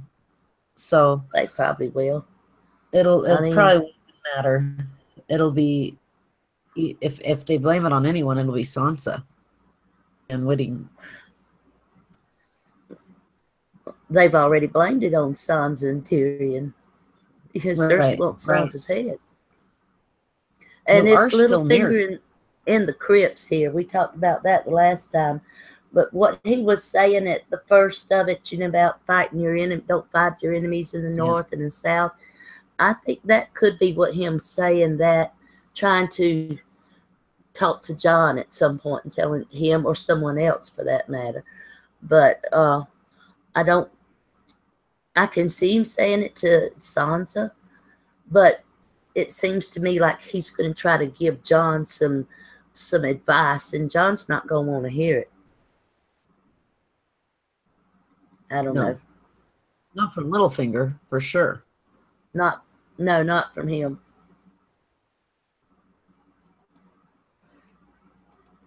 Hey, DJ. DJ's here. How are you, sweetheart? And yeah, right. Littlefinger did talk about stashing food in the show during a small council meeting. He did. But I'm just. I gotta putting give the this one. chat. I gotta give a shout out to this one to Val on Because Geek, and she did some comparisons and stuff, and she said that this is a Dothraki knife, and I've heard it looked that. pretty convincing. Yeah, so I kind of got to go along with her on that. Could be It could be Grey Worm, one of them. We went over that one last time too. Now this is Hold on, let me jump in there. She basically said that it was a unsullied blade, and it tied into the Melisandre and Grey Worm kiss, and how it was like the same lighting kind of. And we see it again later on in this trailer, them two kissing, and it kind of looks like the same hearth in the background. So yeah, Val, you're a stud. And Yeah. full credit for that. I also thought, just quickly, that Jamie is carrying, you know, he's got his hand now, and it's fitted for a long spear. Later on in the trailer, he's got a spear in that hand, so it could be somebody like Qyburn or somebody else sharpening it for him. I had that thought just because later on I saw that in his hand and went, "Whoa, that looks a little bit like that spear." yeah. We'll see. Val is great. Yeah, now we got Danny on the beach, and this looks like a cave over here. I don't know if this is that cave that there was the obsidian was in, where you see her later on, or I don't know if it's in this or something else. But yeah, what y'all got to make of that? I think it's Dragonstone. She's walking the beach there. Yeah, it's in another trailer. It's in the Spanish trailer for Winters here that they show it. It's more of a behind the scenes clip, but it says Winters here in the HBO thing. You can go look it up. But yeah, basically she walks into the cave and there's like a bunch of different colors shining, and they're all glass and stuff. So it's definitely obsidian. The only reason why I could think of her being alone in this situation is because Melisandre tells her about it. I don't think Jon tells her about it. I don't think anyone else tells her about it. I think Melisandre tells her about it. I feel like Melisandre would be the only useful thing for her to do this season, is to warn Dany in that regard. Because in the later scene, you see her ripping it down. The Baratheon. Yeah, the crown stag with the burning heart. Yeah, you see her ripping it down, and it kind of looks abandoned. But if Melisandre's going to go anywhere, obviously it's Dragonstone, and from the previous trailer we see that she's there. I feel like she would go there and tell Dany, and Dany's like, "I'm going to check this out for myself." And surprise, surprise, she's right? So, yeah. I want to think about it from the books, because in the book, Stannis is in the north.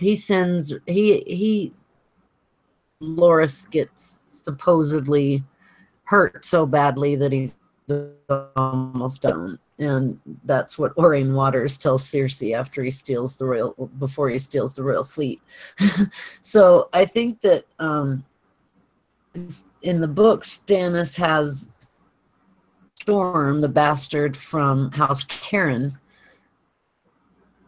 take over as Castellan on Dragonstone and start mining obsidian. And he's there with God knows who. I mean, he's there with Loras, he's there with Waters by now, he's there with quite a few people. So, and they're mining. So it could just be that I don't know. I mean, maybe in the show they'll tell Dan. But as far as the books go leading into that part, it makes me wonder if, like, to me, like, from the books, all of Dragonstone is made of obsidian, being mined everywhere. The whole entire rock that it's on is obsidian. You're right. So and it's not the oily black stone, it's a black stone, so it's a meteorite. So it could be that it's all obsidian, but she's just walking like to her Aegon and or what? Oh, Yep. well, when she walks into the cave in the Spanish trailers, the dragon glass they come in different colors, right? We Right. haven't seen a preview of it yet, and Right. but you're talking about the glass candles in the Citadel. They're black, they're green, they're red, they're everything, right? So Yeah. and he mentions this. Stannis mentions this to Sam as well. So I'm True. just wondering if there is more purposes to certain dragon glass than it is alluded to. Yeah. And I kind of hope they kind of touch on that this season, because I kind of think there is. I feel like there are more reasons. Like they in the books it becomes more apparent that and this is the reason why I believe Lightbringer is dragon glass. But like red, it turns into fire, right? So Yeah. if you have red dragon glass, would it not look like fire? And if it was a sword, would it not look like Lightbringers? Yeah, so on and so forth. Yeah. Oh, that's very true. It does match also the That's- description of Melisandre when she's sitting. She says the fire traced patterns on her skin like a lover's hand. So it's almost like the same thing as the dragon. That Yeah. obsidian. So yeah. Forgot of I couldn't see that Spanish thing very clearly, so I'm glad you said that. Okay. And I was surprised that we got John saying something here. Love that. Okay. You want me to go back? Do you hear what John says? Yeah.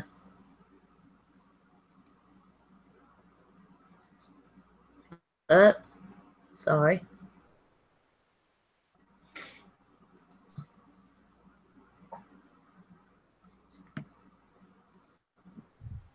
Okay, Tyrion in the background. Do I need to bring it back anymore, y'all? Oh, I do, don't I? No, that's afterwards. There's Tyrion in the background. Oh yeah. So those are the doors, aren't they? Yep. See the dragon handles to the doors made of Yeah. dragon? That's They cool. did a gorgeous job with that. Yeah, they did. Sad looking at that banner. Yeah. I like that. It's like it's exactly like Winterfell when they put the Stark banners Okay, down. ladies. I'm going to let y'all talk about this for a minute, and I'll be right back.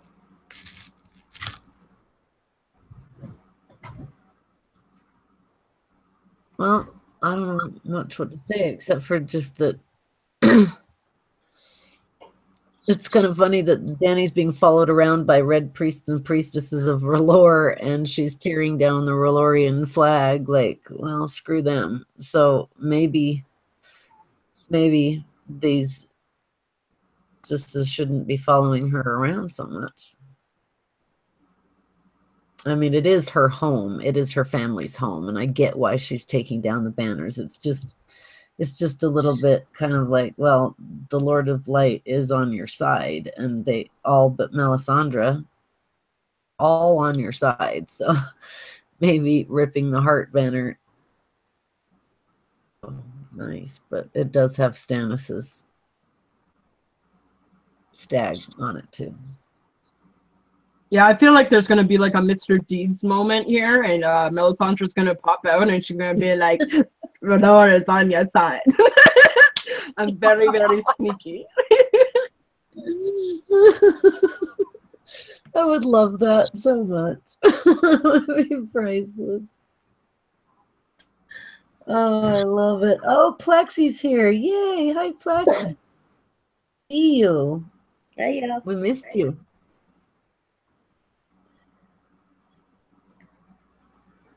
Oh, y'all want to go on? Yeah, we were just saying hi to Plexi. She's here. All right. Hey, y'all. Now, that's a pretty picture. So, yeah, go ahead. That's Yeah, just all there is. And I'm it's looking forward to despite their differences together. Yeah, I wonder if Danny will.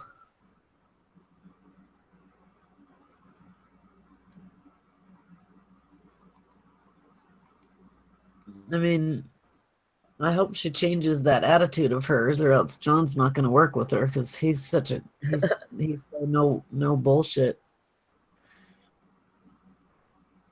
Yep. I'd love to see him say, "Stop talking, stop talking, stop saying all your titles, stop all this, just do something." So Tyrion. Yep. This is that one we saw where I think the dragons came up in the last trailer. I think we actually see John on this cliff later on. I think we see Varys too. Oh, yeah. There too. Okay. Steffi? Oops. Steffi, you got something to say on this one on? The quote. Hold on, let me look up the quote. I'm just gonna say what I got for this.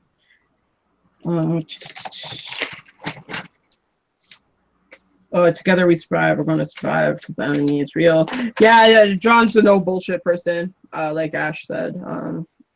Like Danny's gonna give him all this. Like, I'm the queen. I'm this. I can do whatever I want. Obviously, John's gonna be like, whatever. Just give me your dragon staff, and I'll go and do my own thing.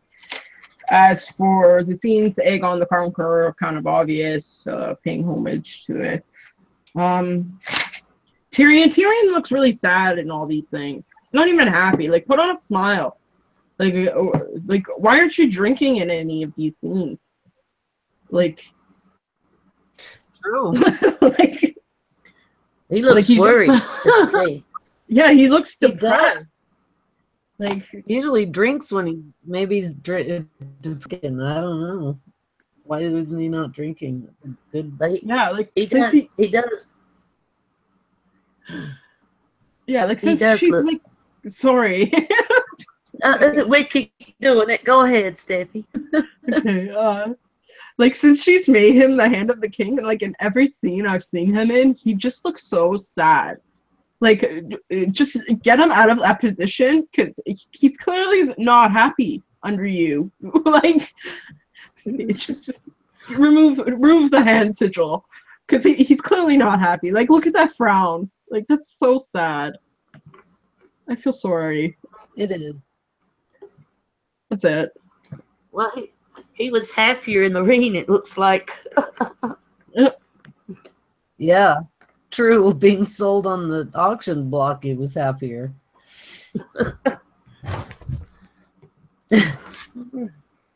We'll go on. Yeah. We need to do the same if we're gonna survive. Before that, we got Theon, and that's pretty much the same we had last time, wasn't it? The last trailer. Yeah. Yeah, it's on that burning boat. Mm-hmm.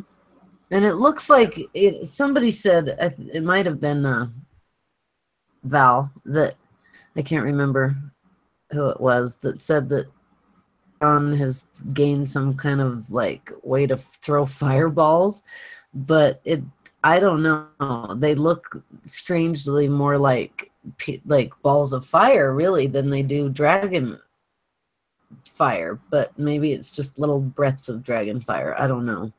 Certainly, things fire hitting the.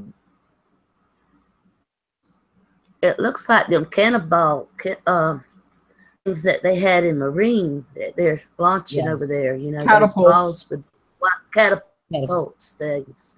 Thank you. Yeah. Thank you. Sorry about that. But yeah, that's what I thought it was. They made them some fine boats, didn't they? Sure did, in that short amount of time. 1,000 ships. Of bare iron islands. That's quite a feat. Yep. Yep. Need to do the same if we're going to survive. And I don't know what y'all think, but I think that they're going to take Hagar and the rock. I think that this is Land the Clever, Tyrion being Land the Clever, reincarnated, and he's going to get the rock. What do y'all think? Yeah. Yeah, I agree. I mean, tie-in is good from the books, but I just don't know if that's even there. Nobody even knows that, so it's just gonna be one in there. It is Grey Worm. It's Everybody's still cool. arguing whether it's Grey Worm or not, but it's obviously Grey Worm. Yeah, that looks like Grey Worm to me. Steffi, what you think, hon? Yeah, to me it looks like Casterly Rock. I think the sewage drains and Tywin giving Tyrion the shitty job as a kid is going to pay off, and that's how he's going to get through. I also believe it is homage to the books with Jaime and his fever dream, kind of, I guess you would call it, and him being in the lower tunnels with Brienne and the light bringer, like the sword and it glowing, and Cersei's already dead and all this stuff, right? Like, and his ghosts are coming. I feel like that's going to be that scene. I feel like they have to kind of do it similar. I think Jaime has to get thrown in a dungeon of some kind when they capture it, and I feel like he has to get some redemption involved, and I think this is the perfect opportunity to do it. Yeah. It's a good thought. Ready to go on?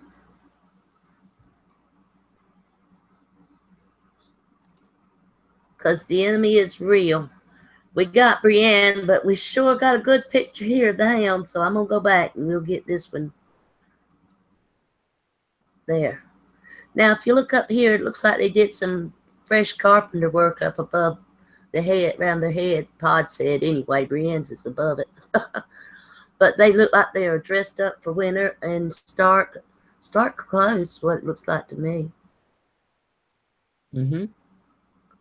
They are. They made it back from the Riverlands, so.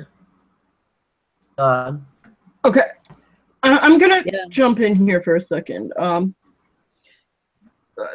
the trailers, the previous trailers, we see this group, and I don't see Brienne, and to me that seems really dense. You're talking about she has a Valyrian steel blade. Why aren't you sending? She's probably like one of the top 20 swordsmen, right? Like in what we know of the Westerosi history. Why isn't she going beyond the wall with you to fight these whites? Yeah. If she has a Valyrian steel blade. And then you're talking about Pod's a stud. He saved Tyrion's life. Like, he's been training under Brienne for years now. Like, why isn't he going as well? Like, to me, it seems a little fishy that they're kind of left out. I don't know what their story is going to be this year. I really don't see any for them. I feel like they're kind of just left hanging right now, and I find that a real travesty. Right?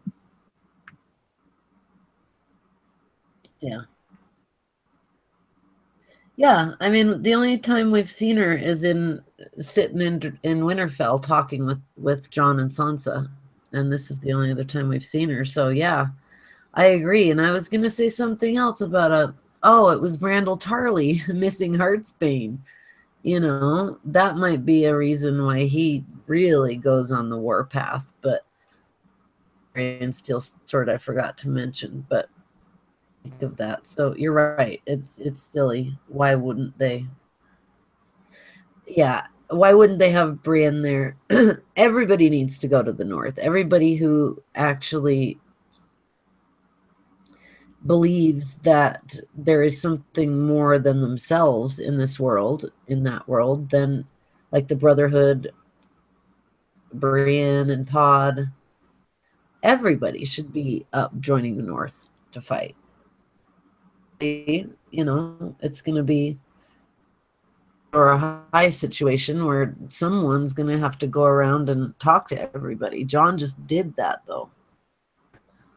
And it doesn't seem to do a lot of good. Stone is where they're going to do that now. Well, I think that regardless, I think you're right that they're going to be more of a supportive role for Sansa and back up for her. In Steffi, you're right. She beat the Hound, and sure needs to be right in the middle of whatever's going on. And she has a Valyrian steel sword, so yeah, I don't think her story's going to be over by any means. I think she's going to have a huge role to play in the War for the Dawn. But right down this season, I agree with y'all. I don't see much happening with her at this point from the trailers. Yeah. Oh, we'll see what's... Go ahead. I was loving at Steffi's response on the chat. Maybe Torment will silence her. But yeah, there he is. So, you know, the Hound is there. He's fighting. And I've seen a bigger pan out of this picture, and there's fire right next to him. So he's next to fire. He'd be probably glad to get some fire up there. Maybe. I just think the Hound is so amazing. I love this character so much. See, this is another problem I have a little bit too. Like, you leave these characters out for so many seasons, right? Like, Beric Dondarrion, Thoros Lemire. The Hound was gone for a season and half a season, and now you bring them back and they're like at the North now. Like, I can understand the whole time traveling thing just to suit needs and stuff like that, to suit the flow of the show. But for me, like, what does the Hound know of White Walkers? Like, he doesn't even have a weapon. Like, where is his Valyrian steel blade? Like, Brienne should be in his place, in my opinion. Right? Shouldn't the Hound be protecting Sansa and then Brienne going? Like, yep. Like, they didn't even set that up. Yeah, they didn't. Sansa, they just didn't. Well, do you think really annoys me the wind, but do you think they're going to go to Winterfell or straight to the Wall? I mean, to the East Watch or something. I mean, I think they're going straight to Winterfell and then to the Wall. But, you know, evidently they're going farther than that, according to this trailer. And there's him and Torment. And where Beric Dondarrion is, you know, Thoros is going to be 3. And we know Jon's there. The Brotherhood. Didn't Thoros leave the Brotherhood? No, he's leading them up north. Oh, that's in the book. Sorry, I keep getting it confused. Thoros left the book. So, no, he will be there. And it seems almost like Beric is like... Almost like Beric is Azor Ahai. And he's the one who activates the Lightbringer. Glamours his sword so that it'll light on fire. But I wonder... Because Beric has been brought back so many times that maybe his kiss of fire will bring someone else back. Yeah. I think Jon will die again. Well, I'm going to say it. I've said it before. I'm going to say it again. My thinking is that Lady Stoneheart is in the books. Eventually will give her the kiss of life to Jon to make up for all the crappy things she did to him. Once I think she's going to realize what the truth is, and you know, and I'm saying that in the fact that you still got Beric Dondarrion alive and with Jon above the wall. So, you know, I mean, if Beric's still there, you know, there's got to be a connection there.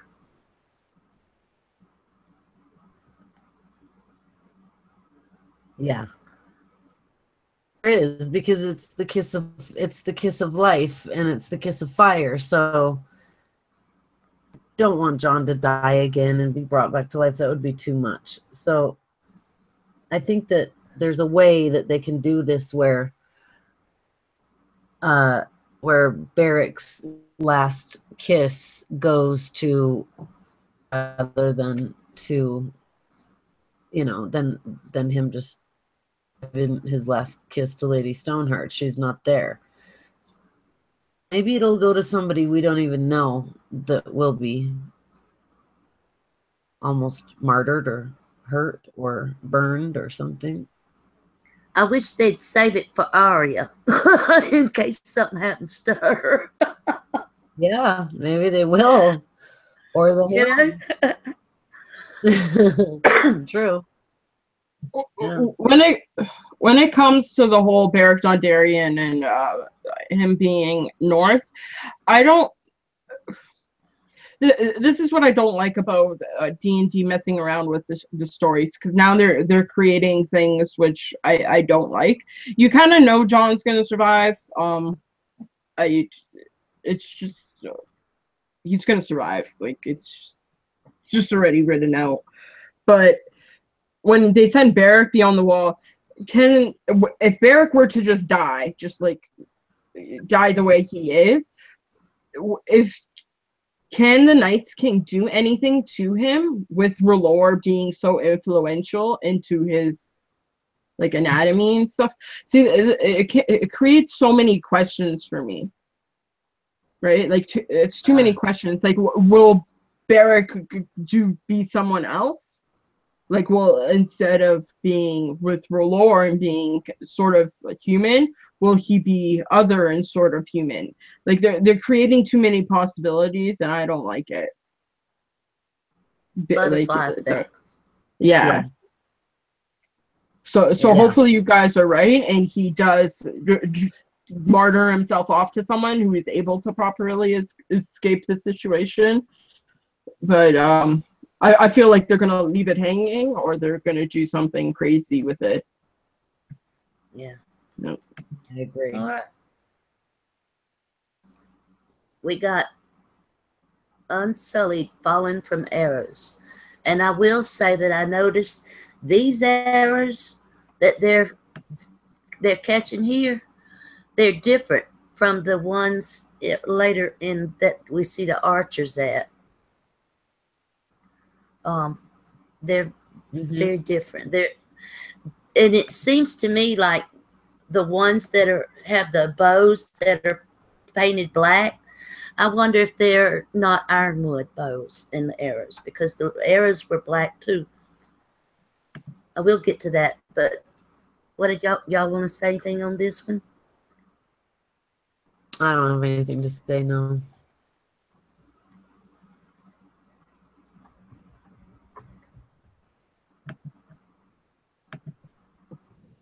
Steffi must not either, unless her computer's messing up. I can't see anything but the trailer. I'm here, right? You guys can see me and hear me? Yeah. Yeah, no, I'm okay. Okay. We'll go on then. Yeah, I'm sorry if you didn't hear me say. We both said. Okay. So we got this, and then that. I'm trying to get it. Yeah. Let me get it back. That's where the difference is. Yeah. So we got the Lannisters right here. And this looks like Dothraki with spears. What do y'all think? Instead of their arrax, it looks like they got spearmen. It could also be the Tyrells. Just Possibly. thinking it can't be the Dothraki. It's got to be somebody else. So maybe. Yeah. It could be. Maybe. Good thought there. Why? Well, for that food, I guess. Well, I guess from what they did in the show, yeah. That's why. Here I we get go. so We'll confused go on a little bit. because I've been immersed in the books now for so long that I'm kind of trying to get it all back together again of what's gone on in the show. It is Now, probably the this is Dothraki, though, because of the fire in the background. But it doesn't matter. It's an army. They're fighting. Yeah. this is to me Yara. Y'all see what I'm talking about? Yara here on the boat and the Yeah. fire. That looks like where a Yara's fireball bad. fell, and yeah.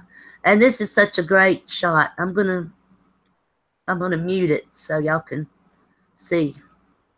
All right, I'm gonna Yeah. go back. Dad, burn it. Right there, oop, at the very end, right there. That looks like she's jumping right on top of Euron right there. Is that, y'all see what I'm talking about? In the bottom right-hand Yeah. corner where the cursor is? Yep. That looks like it could be Euron right there. And she's going badass right on top of him. There's a Yes. fight in there where he's got a ruthless look on his face, so it could be the two of them fighting, yeah. Yeah, I said that in the previous trailer too, because it's the same thing. It's the same clip. Right. And I said that too. It was Yeah. You did, Euron. yeah. Yeah. It's pretty Yeah. obvious. Okay, that's that's the ones that see these bows, and even the arrows look dark. But those are the bows that I'm thinking might be ironwood, or they're. And some people said that this is Lannisters, and they've looked back and saw that the Lannisters do have these kind of uniforms for their archers. But I'm thinking that this is the Tarleys here. Jamie and Bronn are in the back commanding. Right, and this would be a good homage to the books as far as that goes. And then you've got the back here the carriages and the grains and all in the background back there. But you got both of them there, and he's calling commands out to all of these folks. And I do not see Randall Tarley in that shot calling commands. Might just be a strange thing of Lannister armor or another outfit, because it's a little different, but maybe they are making them the Darkwood bows, because they should, it seems to me, be Golden Heart bows, but maybe it's just a head nod to the book folks, that might be. But Or they could simply just be longbows. I'm just saying. yeah, longbows. Simply.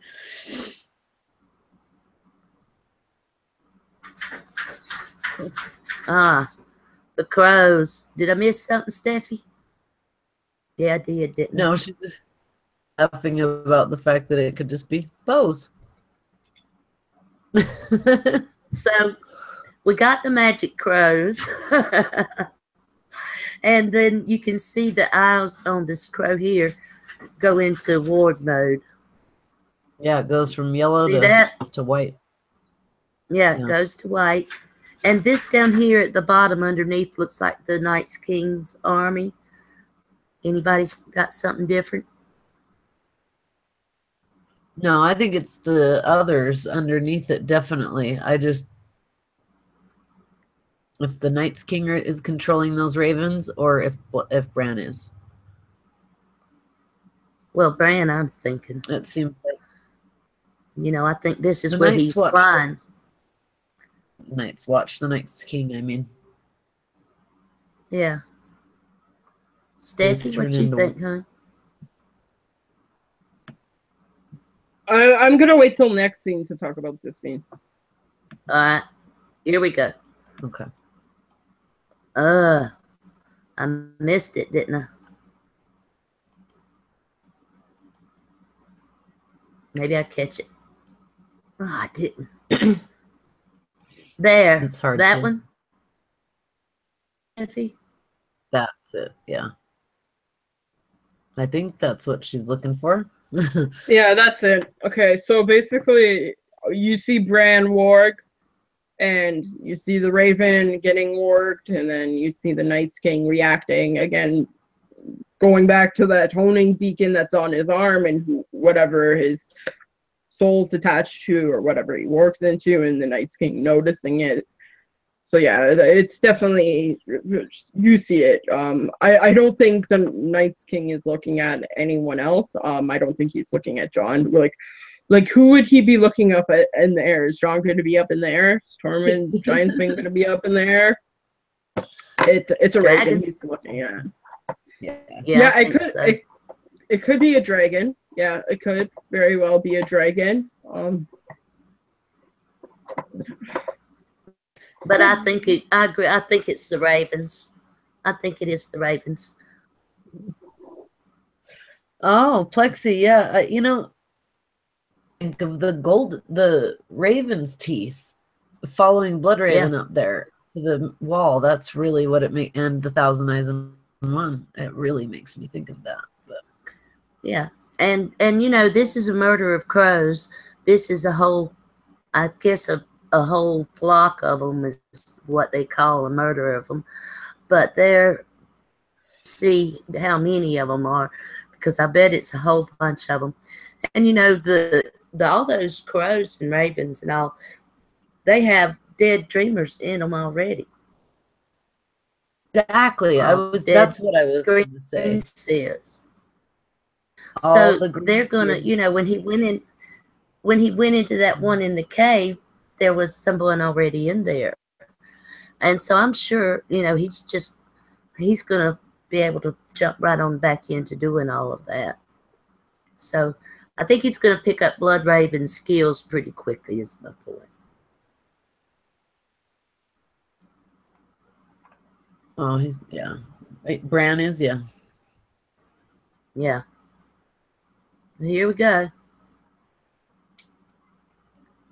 All right, we got the magic wheelchair. And Bran's eyes, we missed it, which is a close-up of him Morgan, which is right after that. So that's kind of makes you think that it was him Morgan the crows. And then the wheelchair.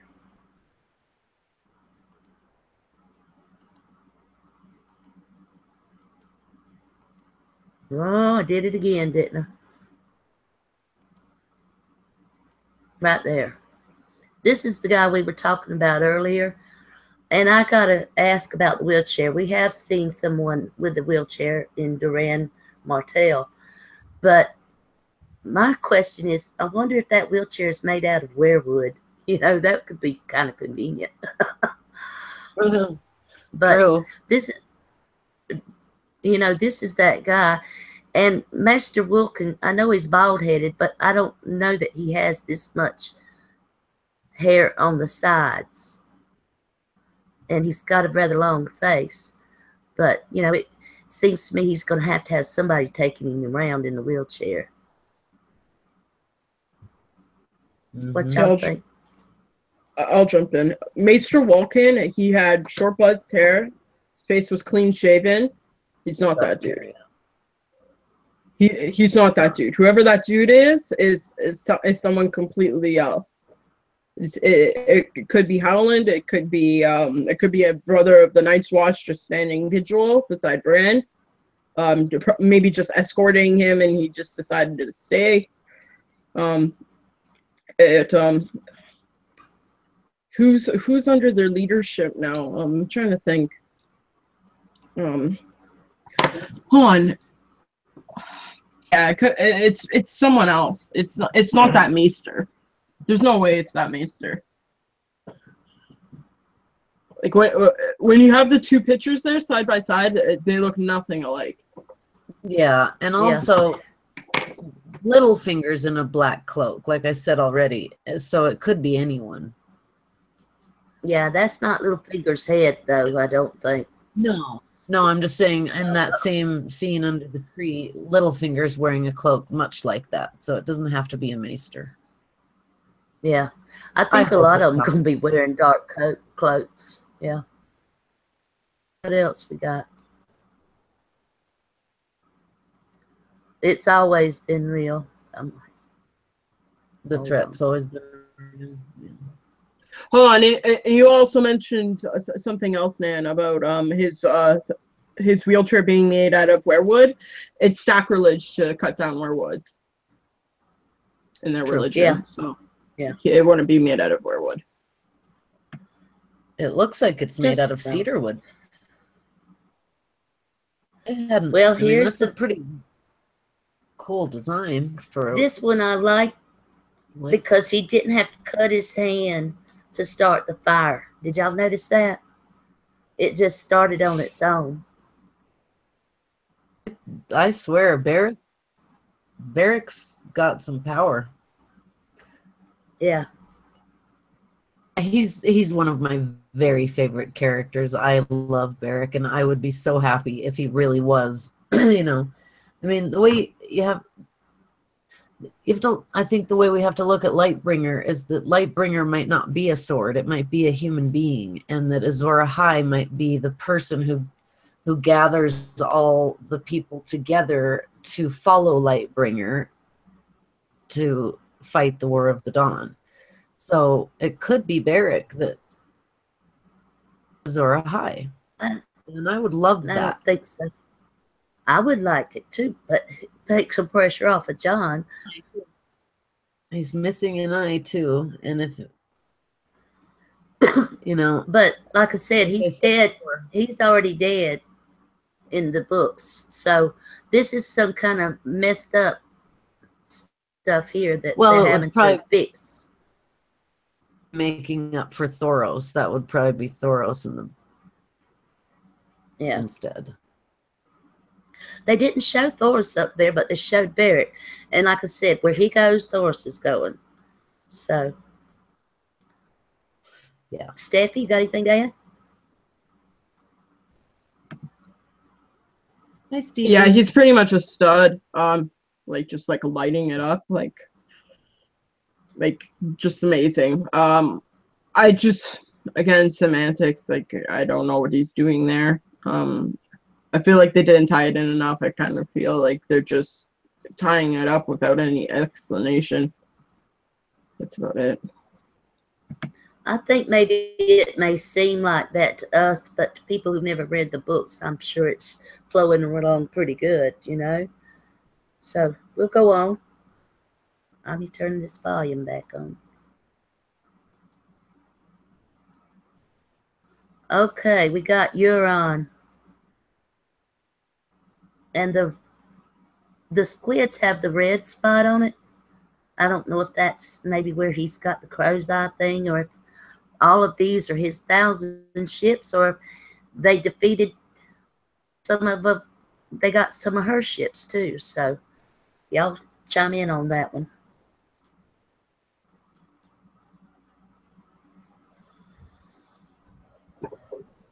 Greyjoys. That's it. It's a fleet of Greyjoys. Yeah. We're the Kraken ships. Yeah, that's about all you can say on that.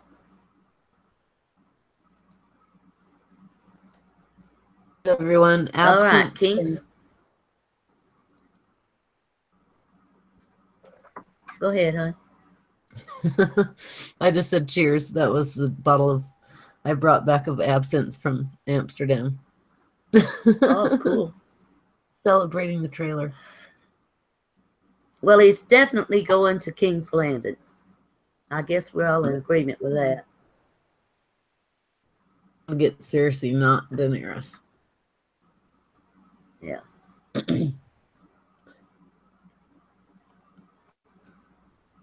Unsullied. That's about all there is to say to that, unless y'all got something else to add. No.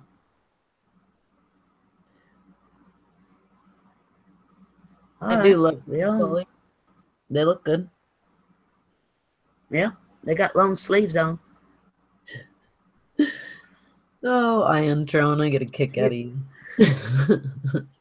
Yeah, I'd like to jump in for a second. Flexi said the guy that we were just talking about being Maester Walken could be Davos. That makes a little more sense to me. The gray hair, the beard.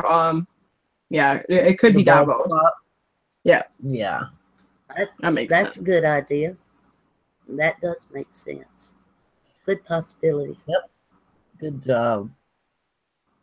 Here we go.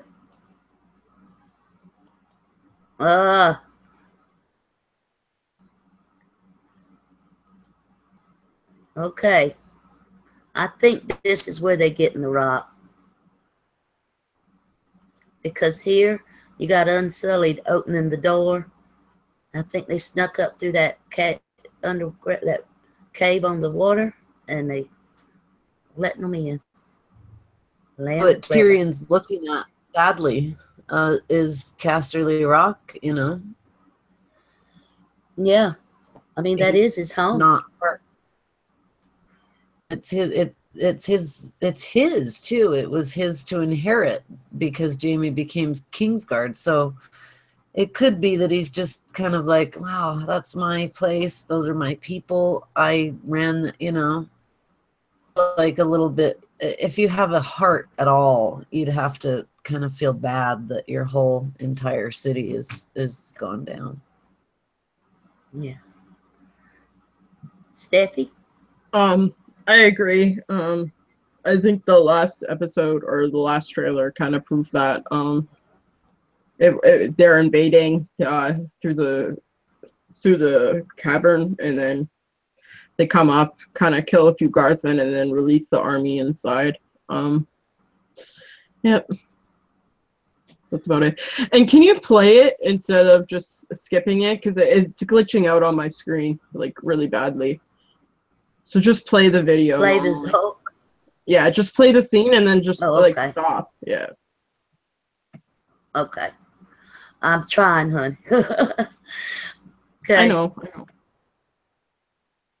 All right. There was something else I was going to say about that. She split, it looks like she split her forces up. Mistaken. Am I the only one that's getting that take on this? Because I don't see any Dothraki at the rock. Yeah, she split them up. The one came in with Grey Worm to open the doors for the others to come in, it seems. I mean, she's splitting her forces between Highgarden and the rock. Looks to me like. I don't know. No. I don't think so. No. I think Highgarden has to happen beforehand, before this happens. Because where is Jaime? Like, where would his priority be if Highgarden was being attacked, or if Casterly Rock was being attacked? Obviously, he'd be at Casterly Rock and not Highgarden. So if he was at Highgarden, that would make no sense, right? Unless she taken Dario Naharis's advice and doing it that way.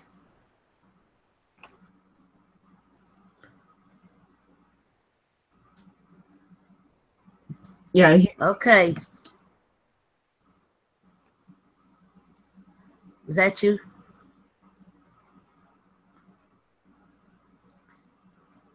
Y'all ready to go? Oh, yeah.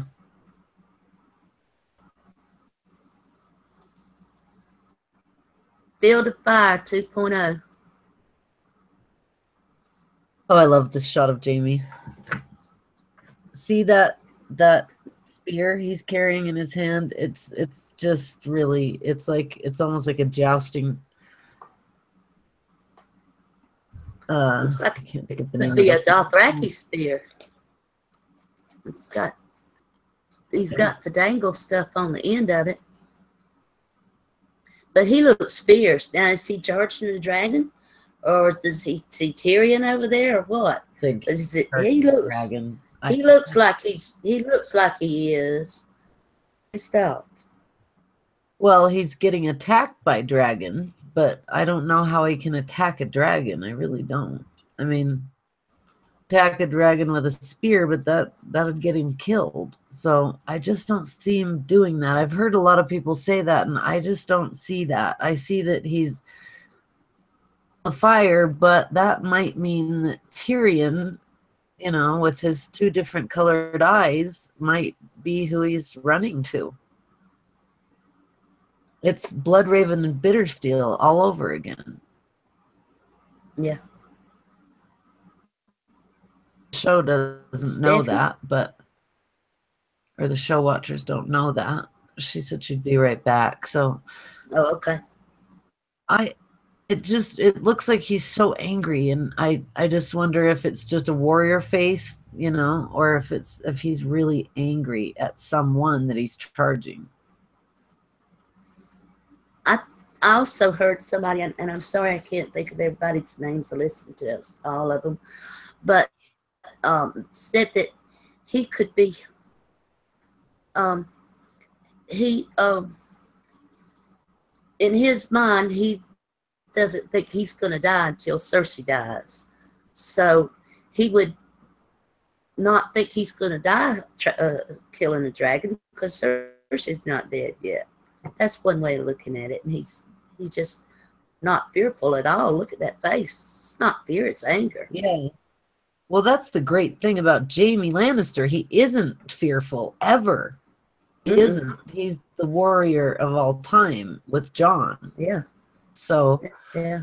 I mean, this is the guy that Jon said looked like he should be a king and not Robert. So that this is the face and the look of a king.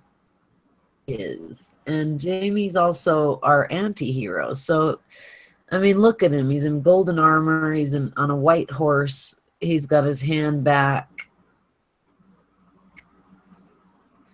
So hopefully something's happened with Cersei, and he's now dealing with this. And after this is over, he's going to go north. I hope to God. I really do. Well, it looks like he's learned how to handle that horse with that golden hand, because he's got his other one on the spear. So yep, it might even be attached to the spear too. They might have made it that way. I thought it was his right, because we're turned around. Yeah. So he's holding the spear with his right. But, like Steven said, he's got nothing to lose and he looks injured. He does look injured, actually. So it's kind of one of those, I mean, he has to be injured a little bit after riding through a field of fire like that.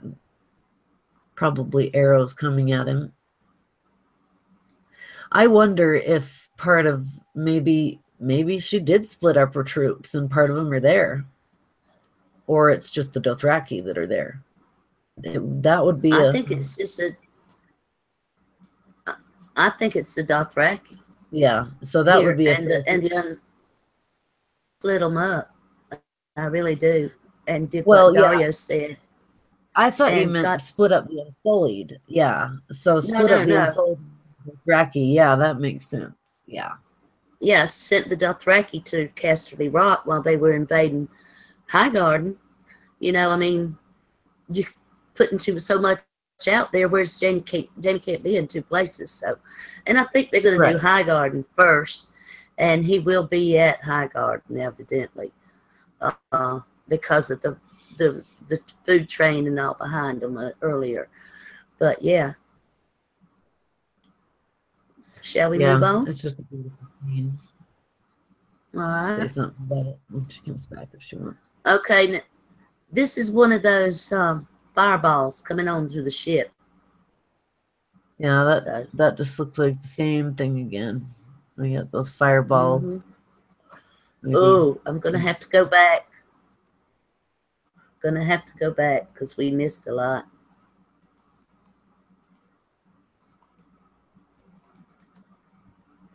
Okay, we got Torment. And I think this is the weapon that Steffi was talking about and y'all were talking about earlier. That it's got to be obsidian, but it just looks like a chunk of it stuck up there on a pole, doesn't it? Like a chunk of obsidian. I think it's an axe. Or is that just me? I think it's an obsidian axe. So yeah, I was saying I think it's that old iron black obsidian, or obsidian that either found up there in the Fist of the First Men, or it's something that was made out of obsidian by the children long ago that was given to the Night's Watch that maybe Torment got a hold of. Or he's had Unless John brought some back from Dragonstones, Ashley. Well, Because John's yeah, with them up here. but didn't it then he never got to it again. No, I'm talking about from Dragonstone. They visit Dragonstone. Well, yeah, him and Dragonstone, Davos. yeah, but I don't know when this is. No, you don't. This is evidently, to me, got to be at the end of this season, closer towards 6 or probably. That's usually 8 or 9. Yeah, well, no, you only got 7 this year, so it's gonna have to be 6, 5 or 6. Yeah. Yeah, I don't know. I don't know what the dragon growling. It's not. It's just growling. I don't know that it's a dragon. It says dragon growling. I know, but I don't know why it says that, because all we hear is a growl. We don't hear an actual, like, a dragon doesn't really growl. They louder than a growl, I would think. They do. These dragons do whatever D&D tells them to do. Exactly. Oh, we'll go on. Hold on, I'll jump in here for a second. For that part, the dragon growling part, I'll jump in there for a second. Actually, Okay. When you get the huge shot of John, Beric Dondarrion, the Hound, and basically them facing off against the Whites, I feel like I do see Rhaegal in the background, and that's why you do see fire there, like lines of fire. I feel like that could only be caused by a dragon. I don't think they have the means to do it, because in the season 2 finale, when the Whites are coming after Sam and Glenn and Ed, they're picking up shit in order to create fire, because that's the only way you would be able to make fire. But if dragon fire burns the ground as it is, and it kind of stays lit, then that would be the way to do it. So I feel like there is a dragon in that scene, and I'll point it out like when it happens. He's close to the Hound. I agree with you. I agree with you. There, you do see in one of those shots the fire in the background of them. So, are they really ready to going go to have these ride dragons? Do what? Are they really going to have these people ride dragons? I'll just die. There's dragons. Dragons gonna be there.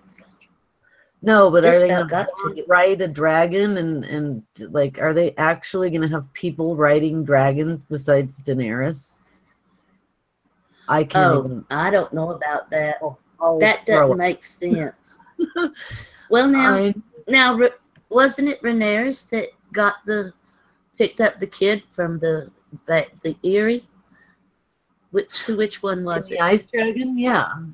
Yeah. But I'm just saying, why would everyone have to ride a dragon? Those are Targaryens that had their own dragons, who trained them, who raised them, who, So how do you just... in Aegon's Conquest... By the whole dragon rider.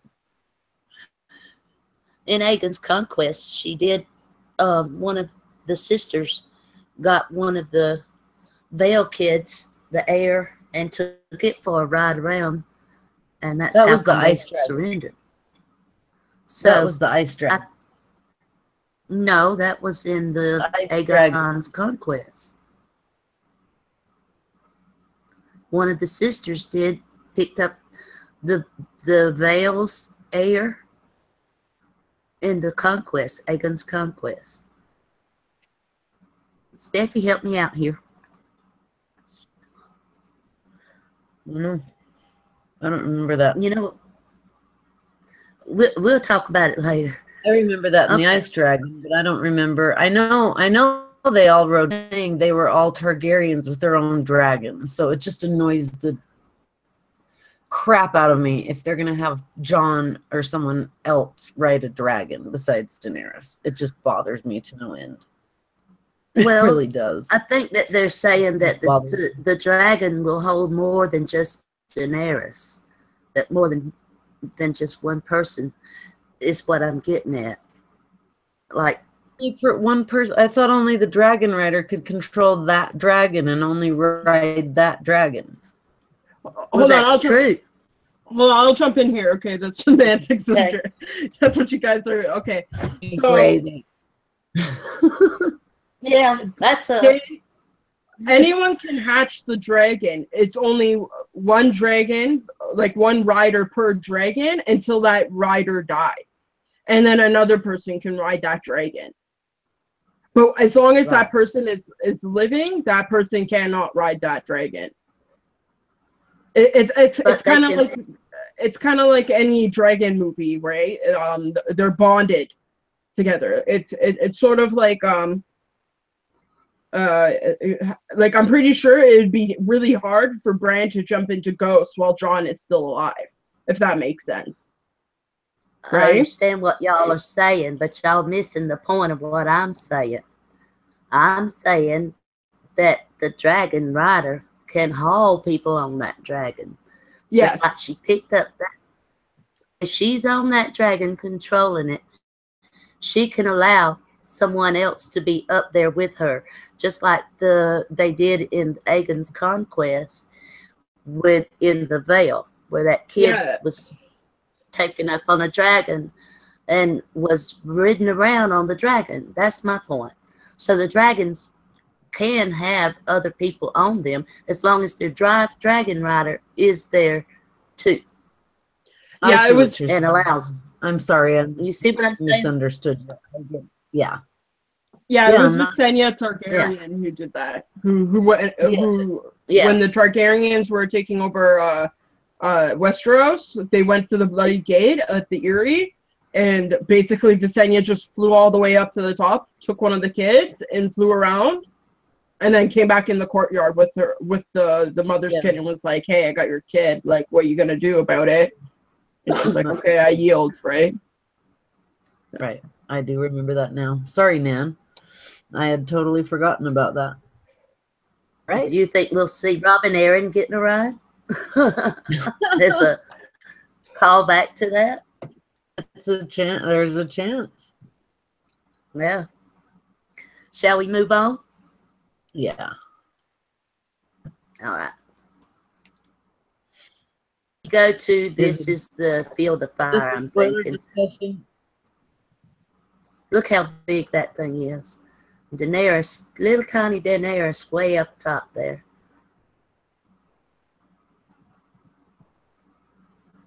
Anybody got anything to say about that one?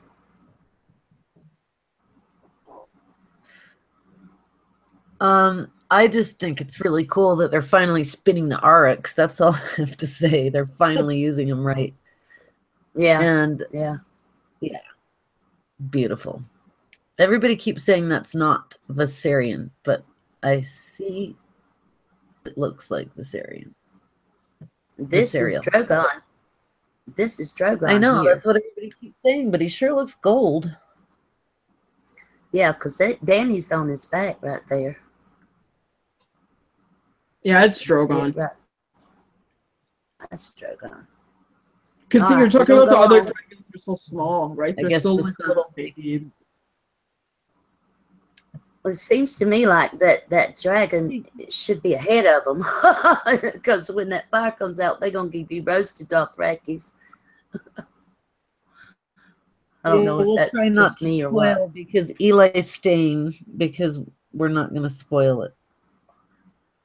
Oh, okay. Well, I don't know any spoilers anyway. All right, we'll go on.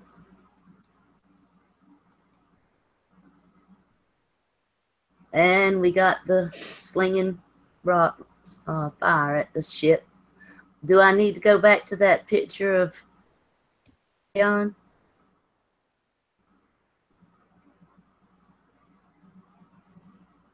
Eric, thank you. I love you. It's so good to see you. How are you? Yes, I'll be Go on. FaceTiming too. Here we go.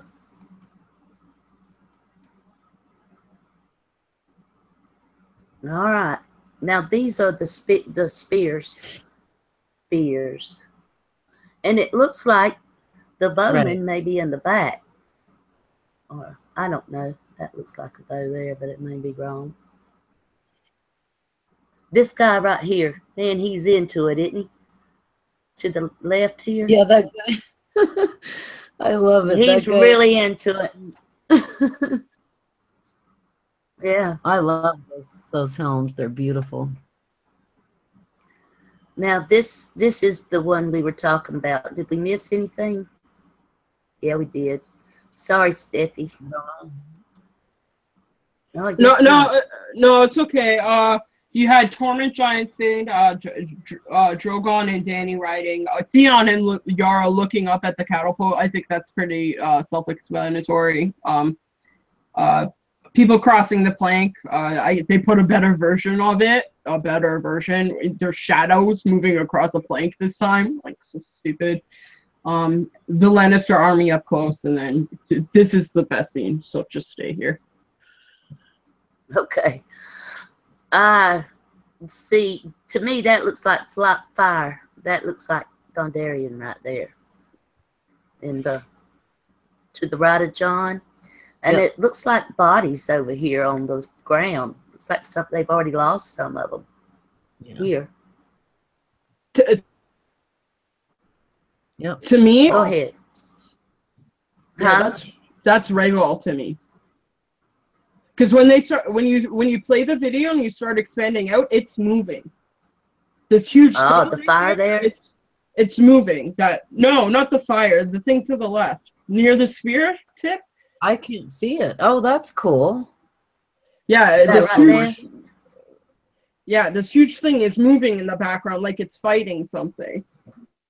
It's okay. So John is in the center, and then there's probably the Hound, and then there's Dondarrion or Beric Dondarrion to the right, and then the Hound to the left, and then further to the left, right before the cliffs on the ground, you see this huge thing, and that looks like a dragon to me. And then when you play the video, it's moving. It's like it's almost like it's flapping its wings and stuff like that. So yeah. Okay. I did hear somebody say that could be Benjen riding up on a horse. Don't know who that was, but it could be a dragon. Yeah, no. That's a good picture, though.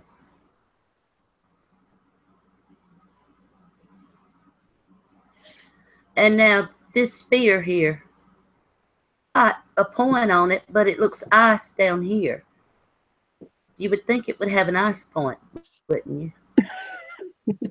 Well, in the next part, there's a White Walker fighting John again, where the sword doesn't break. Right. So maybe We'll that's. See, this is a go good on. way of showing that maybe the White Walkers are well, George does say they're very intelligent beings, so maybe they've learned their spears can be broken by Valyrian steel and obsidian, so they've made new weapons or found new weapons. All right, let's go on a little bit.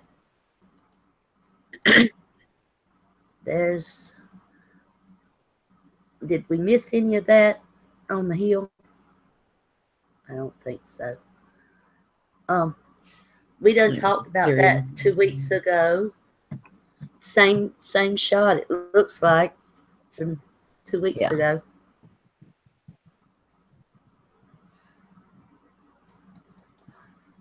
See, there's that worried look on Tyrion's face.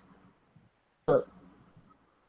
He's seeing a dragon come up, and he's also with John, with Varys. No, this is a different outfit, isn't it? This is the one on the cliffs, I think. But there is somebody to the right over here, and it does look like Varys. Right here on the very edge of the screen.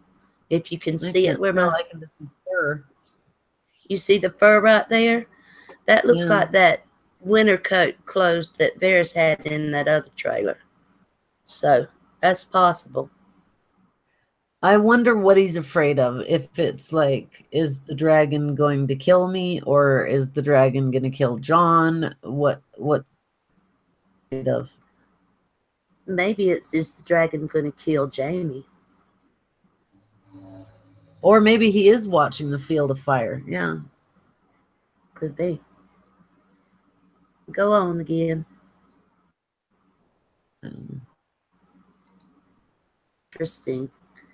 To me, this is the hound. And there's a box there. And I don't know if he's guarding it. And I'm thinking it's summer. So either this is, I don't understand, because winter's not going to come to the southern lands this year, it doesn't seem. I don't know what y'all think or not, but I'll jump in for this. Yeah, go ahead. It looks like the hound, but for me, he's really short to be the hound. From this angle, it doesn't look like the hound to me. The hound's much broader. He's much taller. It just doesn't look like the hound. It might be the hound's getup, but I don't know. You're talking about a lot of people can wear the same armor and have the same getup. Like, look at the Unsullied. They can make them exactly alike for thousands of people. So for me, it looks like a northern getup. When looking at it, it doesn't look like a southern getup. So that kind of neutralizes that. But to me, if I'm gonna pick anyone, it's gonna be Arya wearing the hound's face. I don't think. oh, I think the sword looks too thin too. Like when you look at it, the hound carries this big, huge, like battle sword, like this two-handed great sword, and that thing looks so tiny. It's not even funny. It could be a flashback. I just don't know where they could be. I think people were throwing there that it could be the dragon pits in King's Landing. I don't know why they would be there, especially this early. Unless like King's Landing has snow, doesn't it? Pardon? King's Landing has snow right now, doesn't it? That's what I thought. I thought they had snow too, but clearly not by this. I don't know where this could be. I'm hoping that it's possibly a flashback or something, or I'm completely wrong with this one. It kind of looks like Ned from the flashback when you look at it, because of his short hair. He had that short, weird mid-length hair. Maybe he's fighting someone else. It could possibly be the Tourney of Harrenhal and the Laughing Knight. But the Lannister guard throws me off in the background. That's what it is. Like, I don't know why he would be there if it's a Lannister guard. But then if it's the Tourney of Harrenhal, it would make sense for the Lannister guard to be there since Jaime's being anointed and all that stuff. It's a very confusing scene. A young Sandor, a young Ned, a young, yeah. That makes sense. That would be cool. Would they do that? That'd be amazing. Wow. That just looks like the hound's head to me in the shadow of there. It just looks killed. So that's the only reason. But so did Ned. So. All right, we'll go on.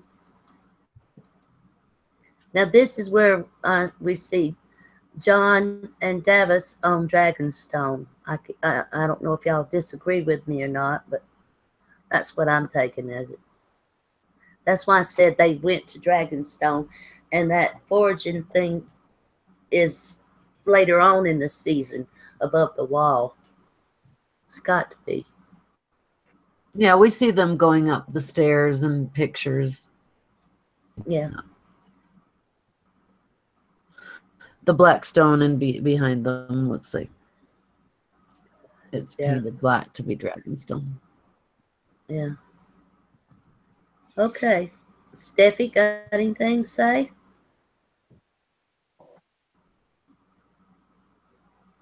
Well, we'll go on then. This is the one where you were talking about didn't thing the sword didn't break. I don't think that he actually made contact with that sword. I don't think it actually I think it went right underneath it. This looks like the same fight. Is it outside the cave? It's outside a cave, yeah. But I don't think it's the one you're thinking of, you know, as far as Bran and them. This is something else. But that White Walker does look like the one that John's already killed before. So it does look like the same scene. I don't know. I just that White Walker, but they do have the like 12 of those guys that look like that. So. Yeah. Yep. And John took 12 people with him. Of course, there's more than 12. There's a reason for that. Craster's given them, 99 sons already. So 12 of the Night Kings got 12 because they're god figures. So yeah. Shall we go on? Yeah. Hold on, I want to jump in here. You guys mentioned the cave. Maybe it's not beyond the wall at all. Maybe it is in Winterfell, and they went through that weird tunnel that that comes up right before. Oh, whose place is it? You know what? You know what I'm.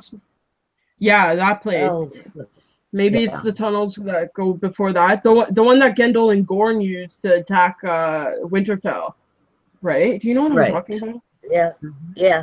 Those tunnels, and they traveled through there, and now they're fighting them off there. So somehow they have to close that tunnel off.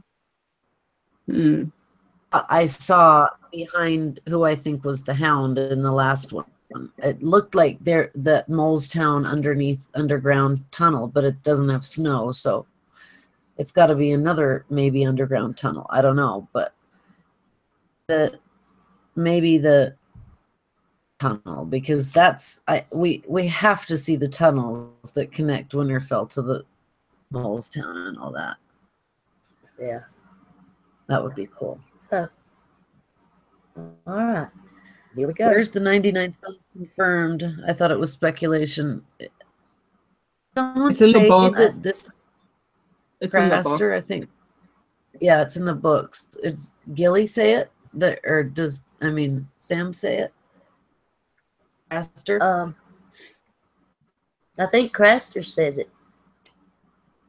Yeah, I thought Craster says it too. Yeah. Yeah, I think it's So yeah. We'll go on. This is what I was this is what I was talking about. You know, I don't know. It looks like she's burning her own people, or the Dothraki, in this shot. This is Field of Fire, I'm sure. Yeah. But they run through it, and maybe it's just a narrow one they can go through. I don't know, but that's why I was saying get the dragon out a little closer to the enemy ahead. I just don't know. I mean, why would the dragon attack the Dothraki? So I don't. He has to say it. I don't think they're meant to. I think that someone steals a dragon. Yeah. Sorry, Nan. Sacrifice. But I don't know. This guy's the fire. Ooh. Somehow without burning, but I don't know. It just seems a little odd. Maybe like Dothraki that are so close to Khal Drogo's blood that maybe they can make it through. I don't know. Well, I like that what you said, Steffi. Sacrifice. We'll go on. Hold on, I'll jump in for a second. I kind of agree with Ash on this one. I feel like that's man-made fire, only for the fact that dragon fire is supposed to burn, like, it's supposed to burn. Like, it's supposed to burn you, like, to ash. Like, that's what it's supposed to. They burnt Harrenhal's castle to crisp. It cooked all of his sons and all of his relatives alive in that castle. So for me, that's a man-made fire. Right. I feel if the Dothraki horses are going fast enough, you're talking about probably like 60 kilometers per hour, or what is it, like 35 miles per hour to you guys in the States or something like that, 38. It would be okay. You'd be able to go through that with a horse without it burning the horse or harming you in any capacity. Probably like a few singed hairs, but nothing that big. Dragonfire, I don't think you'd be able to do that. I think that's very, very unrealistic, and I think if D&D were to do that, it would diminish the power of the dragons a lot. It's actually absolutely the dragon. ridiculous, because Plexi makes a great point that what horse is going to run through fire? And I've had horses all my life. There's no way you're going to get a horse to run through fire. No, especially a Dothraki horse. Yeah, I wouldn't think. No, but the Dothraki are trained horse breeders. Like, you kind of, you got to kind of picture them with the best of the best. Like, these people can do anything with their horses. You're talking about they can jump up on their back and like throw their arrows in the air and do circus tricks with them, right? Like, I don't think jumping through a fire hoop is that big of a difference for them. You know what I mean? If elephants can do it, I'm sure horses can too, right? No offense. The Huns did it. The Huns jumped from horse to horse like that. We're going to see them here in a I minute. We're going to see them jumping in a minute. Y'all ready? Beautiful. Yeah. This is the one I was talking about, Theon kneeling stone. I'm going to let y'all talk about this one for a minute. Do you want to go first, Steph? Sure. Obviously, this is Theon after the battle. He uses Yara and probably Alaria. Good riddance. I feel sorry for Theon. Like, I do. I feel for Theon so badly. I do too. I really wish that he survives this and he goes with that sailor that he knocked up, or that's the daughter of the sailor, and he lives such a happy life, like a Grey Worm in Missandei, happy life, like just getting so much compassion and passion out of kissing someone, and just lives his days on Pike being the happiest motherfucker on the face of the planet, honestly. I share your feelings completely. I just feel like enough now. The guy's Gollum, really is. I mean, just let him go underground somewhere with his little, yeah. I mean, how much I hated Theon. I was disgusted by Theon for so long, but it's all gone. Yeah, I think he's just like, yeah, I think he's going, there's the sea, I'm just going to touch it. This is what I know. This is my, let's see. We did see him getting beat up by a bunch of Ironborn in the picture earlier in the year too. Yeah. We'll go on. There's that Euron. Now he's starting to look like a Euron there. The Thank baddest God. to see so far. Yeah. So he, I think they're going to really pick his role up this year. I hope Pilu has back. Yeah. I hope the actor does, because he is great. We got the dragon. Somebody said it looked like looking down at somebody, Well, but that's exactly just how a he close stood up. The season before, where Danny first jumped on his back or second, first in front of the Dothraki. So yeah. Oh, and when she got back to Marine, that's how he stood in That's front of what the I- near needs. Yeah. Yeah. Look Yeah, at him. those fake stairs were pretty bad when she like goes up on him. They'll crack you watch. You can clearly see it. They're like, yeah, we screwed this up. Put his head in front of it. Say her titles. Do something. It's so funny. Here we go. Oh Lord. We'll go on.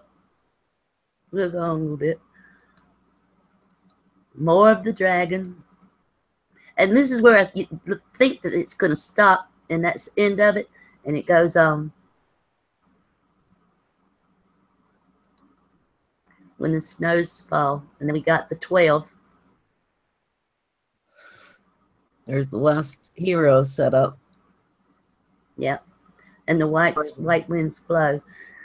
And yes, this is his thing. He puts his scabbard, he puts his blade in, but I think he's holding on to Longclaw in this arm, in his right arm, holding it to his side right here. The white winds blow, and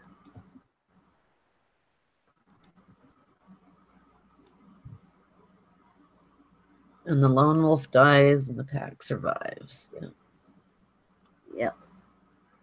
So they're doing it as the last hero, and I think that's the maybe a nod out to the book folks and all that. But in this one, you see the fire in the background over there. That's what I was talking about, Steffi, where it looks like there's been a dragon laid some fire down for them. That's what I mean. Like Rhaegal's there. Like he's in the scene. Like Yeah. if you freeze the previous scene, it's not Benjen that's there that's moving. It's you see Benjen in this scene coming up.